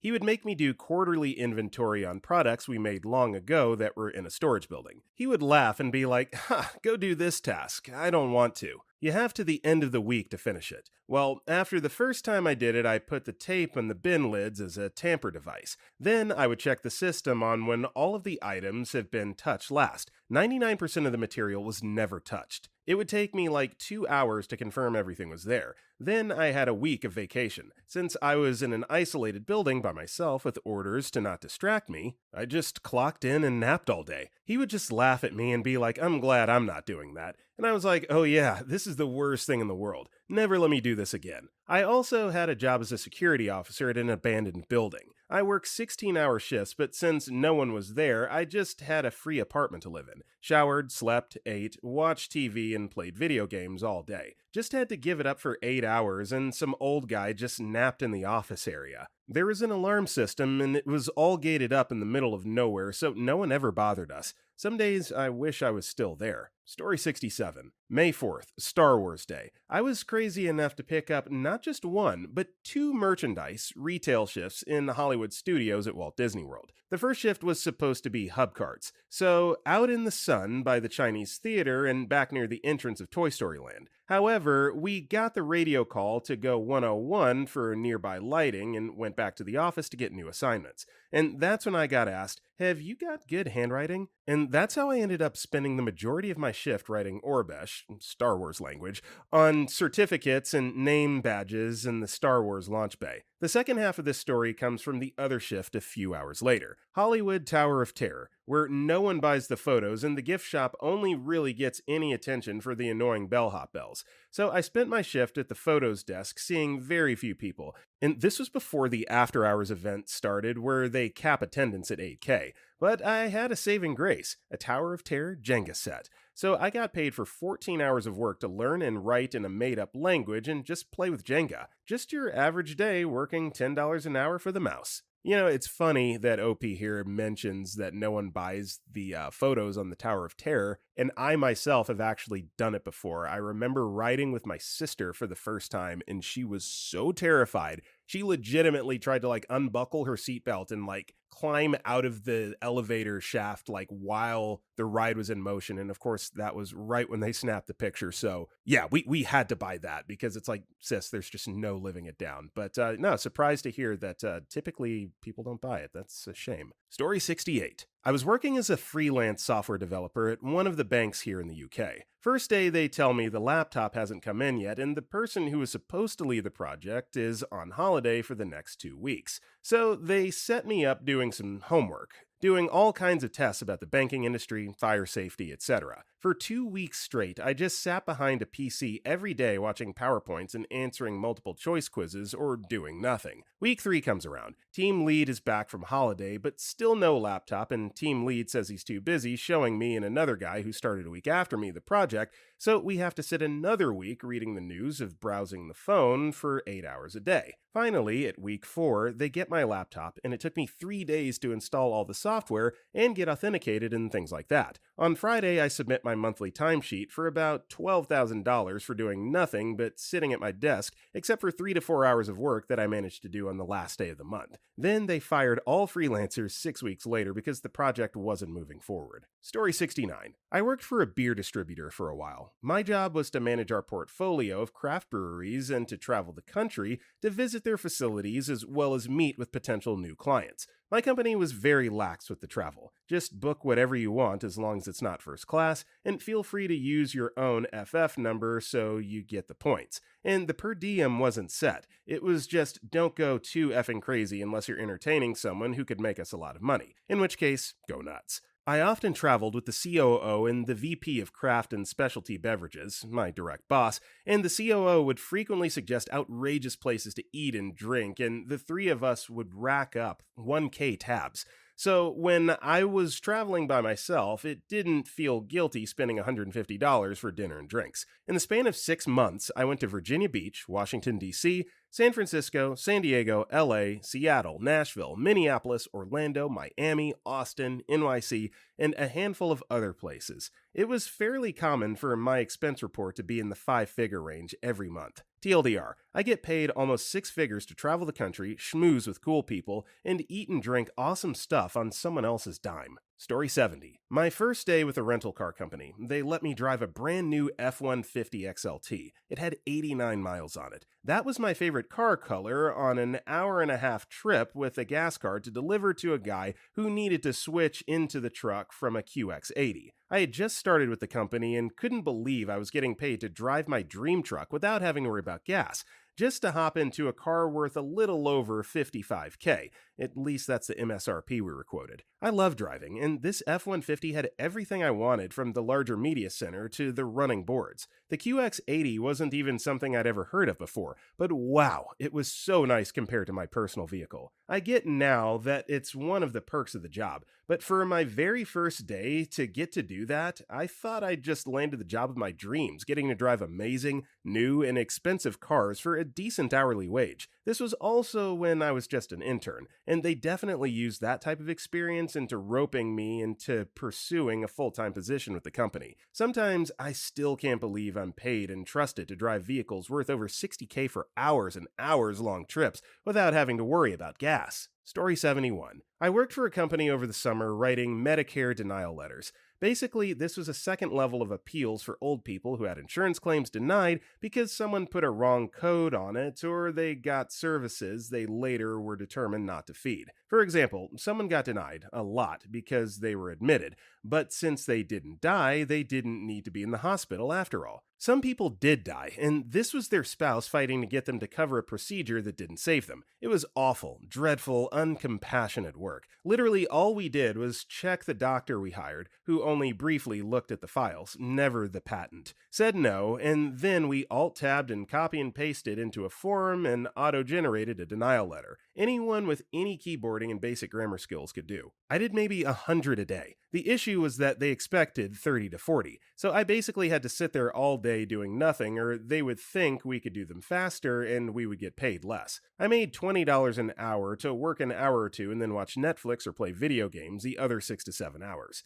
I was in college and had to leave to go back to school, so suggested I work part-time. I could get everything done in a quarter of the time that was expected. However, since it was a government job, I had to work 40 hours. Even if it was only 8 to 10, goes off work a week. As a broke college student, it was really hard to leave that behind and go back to school. Story 72. Back when I first started working in IT, I landed a job as a first-line support analyst for a brand new support company. The client we reported wanted a 24/7 help desk available, but they only worked Monday to Friday, 9 a.m. to 5 p.m., and we didn't have any other clients to support. Any time out of those hours, and we would maybe get one phone call from an exec who was doing some work from home, but that was rare, maybe once or twice a month. Our bosses knew that it was pointless for us to be there, but the client paid good money for the 24/7 support, so we had to be there. The bosses told us that if we wanted to, we could bring our game consoles in and plug them into the TVs or just watch Netflix until a call came through. On a night shift, there was only 2 people in the building, so most of the time we would just steal the cushions from one of the sofas in the break room and set up a little makeshift bed on the floor and go to sleep with the phones on loud so they would wake us up. We had blankets and pillows stored in under our desk cabinets. I ended up leaving that job after 12 months for better opportunities, but I do miss that place sometimes. Story 73. My friend and I used various cardboard found around the kitchen to make armor. Both made shields out of pizza circles, drew our crests on our armor, and had a sword fight with the 4-foot-long French bread loaves. We ran the whole kitchen during lunch rush, and then had to restock, make sauces, blah blah blah,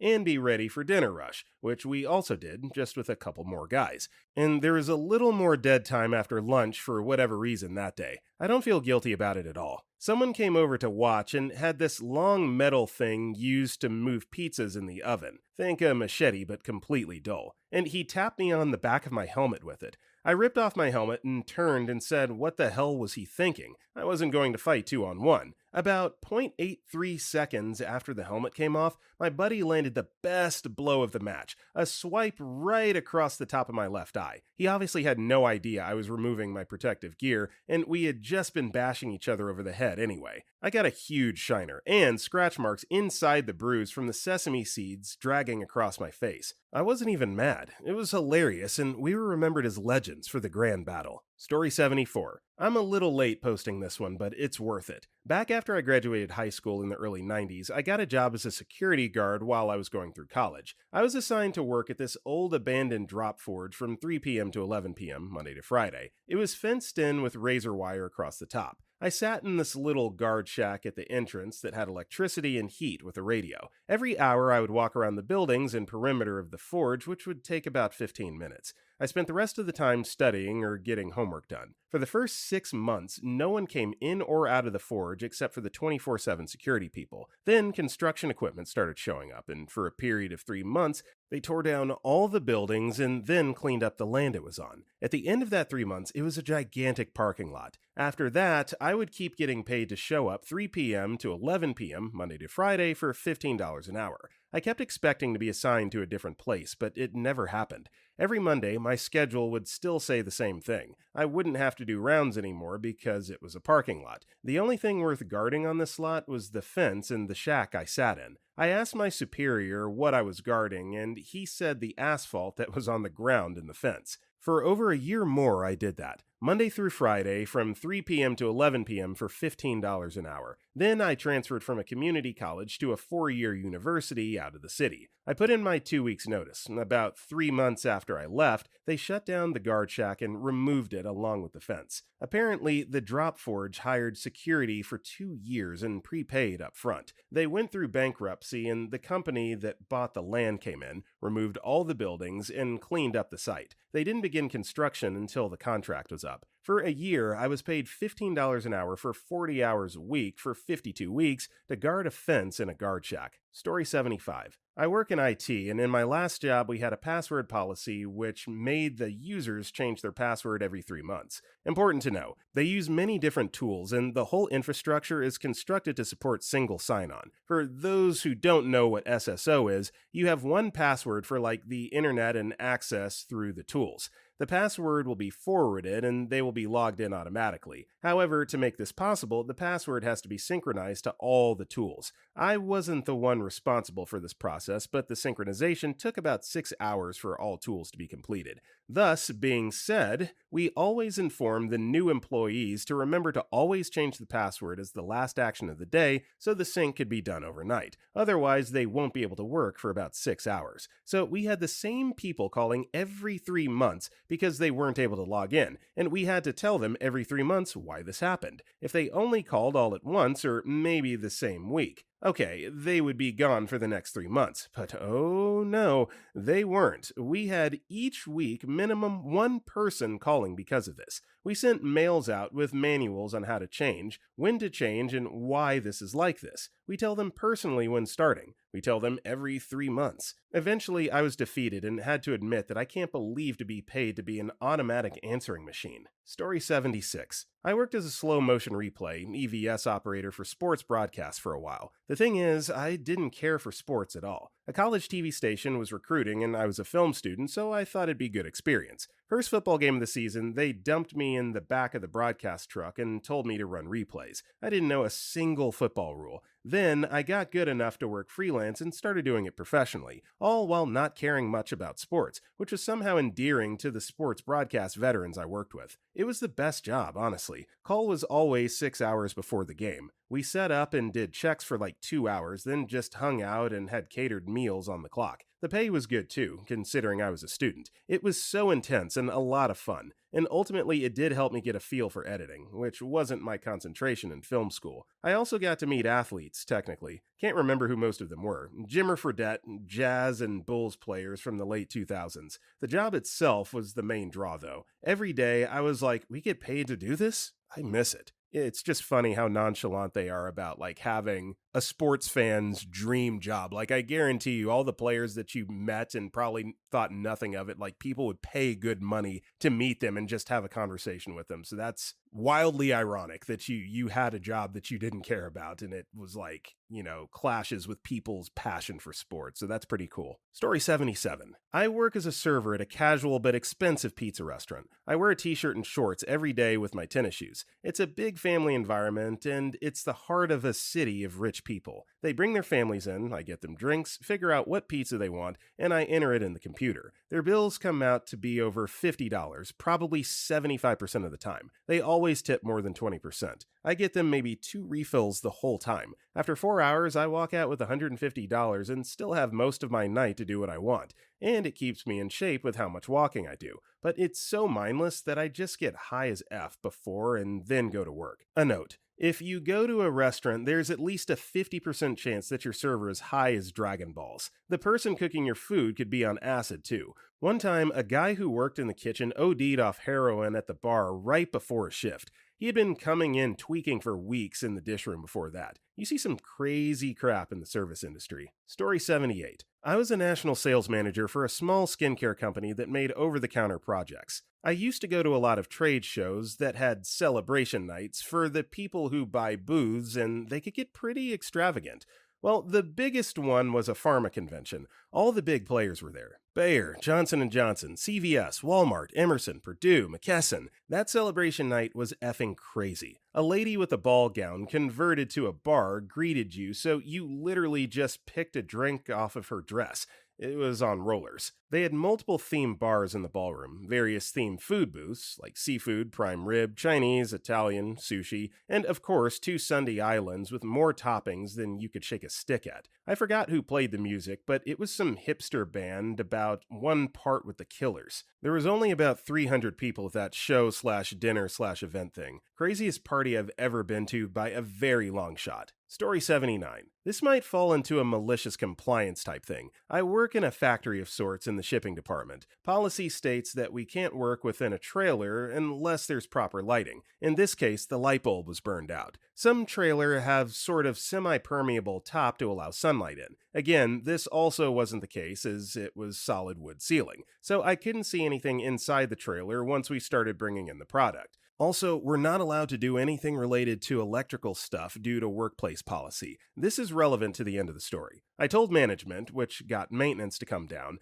They didn't bring a bulb and didn't seem to know the issue. That guy left, another one came. Same deal. He left, the first one came with their supervisor. Again, no light bulb. Eventually, 2 hours later, a supervisor and manager for maintenance, plus 2 maintenance guys and my supervisor are all sitting next to me with no light bulb. The maintenance guy grabs the bulb from the dock next to me and puts in my dock light. Are you effing kidding me? Me. This whole time, I'm getting the evil eye from my boss, like I'm some lazy worker who didn't want to do his job. Story 80. I work as a maintenance guy for some apartments. Apart from just sitting around a lot, tenants call with some of the easiest tasks. We charge the apartment number for any work we do if it's something they're responsible for, like something they use and needs replaced because they use it, like light bulbs, batteries, fixing toilets, etc. And occasionally it's simple crap like just unclogging a toilet or changing a light or replacing a smoke detector battery. Crap they could easily do themselves but end up being charged for the maintenance because they're too lazy or don't know how to and don't want to be bothered to look up how.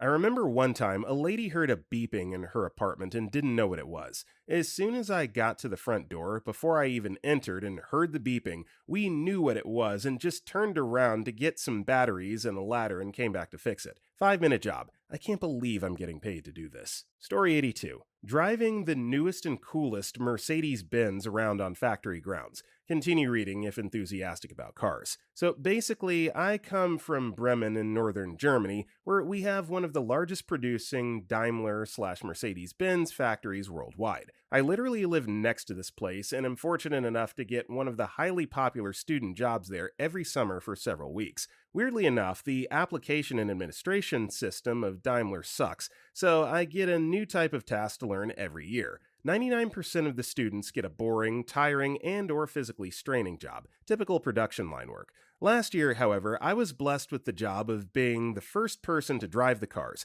specifically C-model coupes and limousines, as well as E-model coupes, around and do all sorts of tests with them. I also had to test drive them, accelerating as quick as possible, warming up the motor, and doing emergency brakes, on a driving roll. I pretty much got paid a crap ton to basically take 550 HP C63's AMG coupe or a E53 AMG and just go full yeet. People literally pay money to do this for a day. Story 83. I grew up in Miami fishing, diving, and messing around in boats. I skipped college and went to work in the boating industry at an early age, soon advancing to a position where I was selling a very broad line of products to boat manufacturers around the US and some overseas. I also had the opportunity to work on the development of many new products that are still being installed on new boats to this day. The best, I can't believe I'm getting paid for this moments, were taking clients out and picking up the bar and restaurant tabs for my hundreds of dollars at some of the nicest places I could find in Seattle, Chicago, Miami/Fort Lauderdale, and any number of other great cities,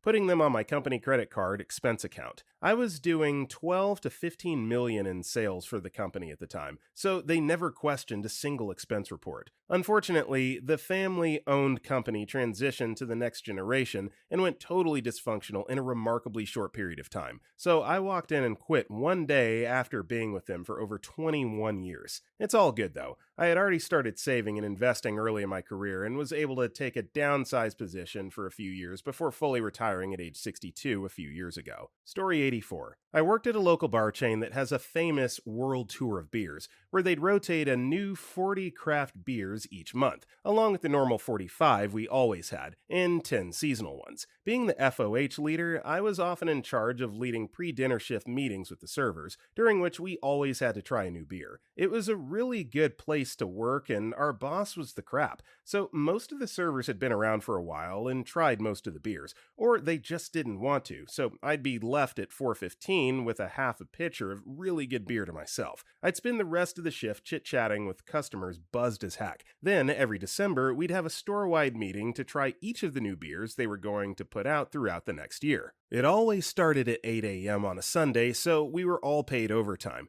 and we had to try at least 40 beers. They gave us little 2-ounce sample cups, but honestly, we could drink as much as we wanted. I'd be crap-faced by 10 a.m. every year. Story 85. I work in theater, so I have some good ones. Hanging out with George Wendt. He's so effing chill. It was awesome. Cheers, Norm. Discussing with the director and costume designer how to put light switches on pasties so the actress playing a burlesque dancer could turn her light-up panties and hat on and off while she danced. Electra and Gypsy. Spending 6 straight hours holding up a fake wall with a team of 5 other people, while 2 different people cut steel pieces out of the fake wall to fit around plaster parts of a 100-plus-year-old architectural wall. $15 an hour on that gig. Absolutely everything about the musical Cats. Running a really good or bad show. Sometimes it's a joy to watch this stuff every day. Sometimes it's really not. You can spin this one either way. At the end of the day, I point lights at someone wearing someone else's clothes while they sing and dance in a dark room and people clap. This hilarious fact is almost never lost on me. Bonus: husband is a sound engineer and often has to hang around attractive, mostly naked people with very few inhibitions and put mics in their underwear. Sometimes he has to stick his hand down the back of someone's pants and fish out a sweaty sock with a mic in it. He also has to buy industrial-sized orders of unlubricated condoms for mic protectors. Story 86. When I started as a trainee, working with mentally challenged people, helping them in their homes, one of our tasks was cleaning this guy's apartment. A lot of my colleagues who had gone to school for 4 years to get their degree complained, since the whole point was for us helping the guy taking care of his own home.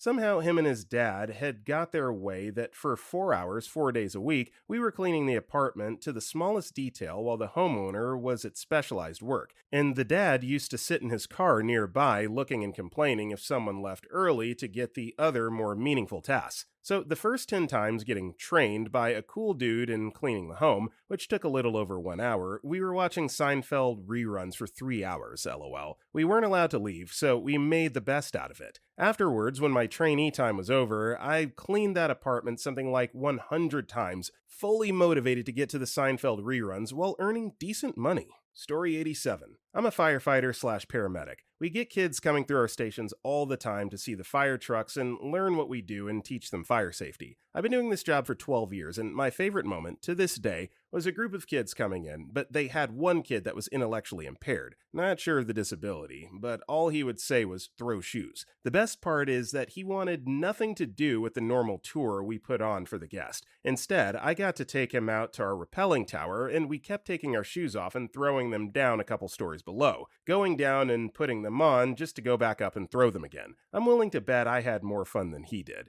The best part is it's become an annual tradition. He's come every year for the past 5 years around Christmas. I always have a gift ready for him when he and his parents show up, and he's always helped his mom bake something for all of us. I believe he's 14 now, still one of the nicest kids I've ever met. Story 88. I'm a comedian. I'm not famous or anything. I do shows for family audiences with verbal and physical comedy, and there's a lot of improv. So sometimes it's just me effing around with like a couple thousand kids, me being an absolute whack job and them going crazy. And then there's a rapport, a connection, you know? You have them. It is absolutely the most alive I can possibly feel. They're mine. I'm theirs. Together, we're creating this insanely stupid moment that makes me, the kids, the adults, the crew all shake their heads and laugh their asses off. And I get a reasonably fat check for it, for being a total moron, an absolute fool. Like, to the point where even my partner is like, you probably shouldn't have done that. It was too stupid.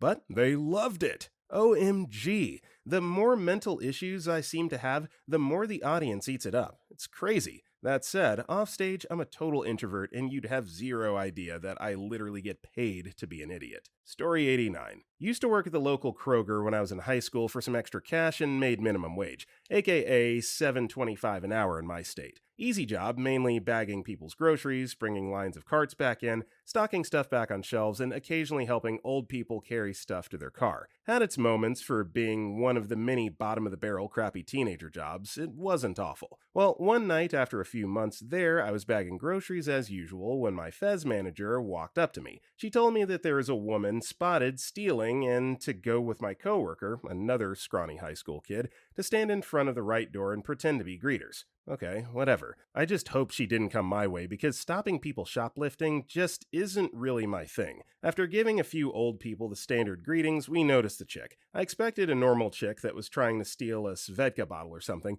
but instead it was a tweaker. Luckily, she went for the left exit, so I got to watch my manager walk up to ask for a receipt and get punched straight in the nose.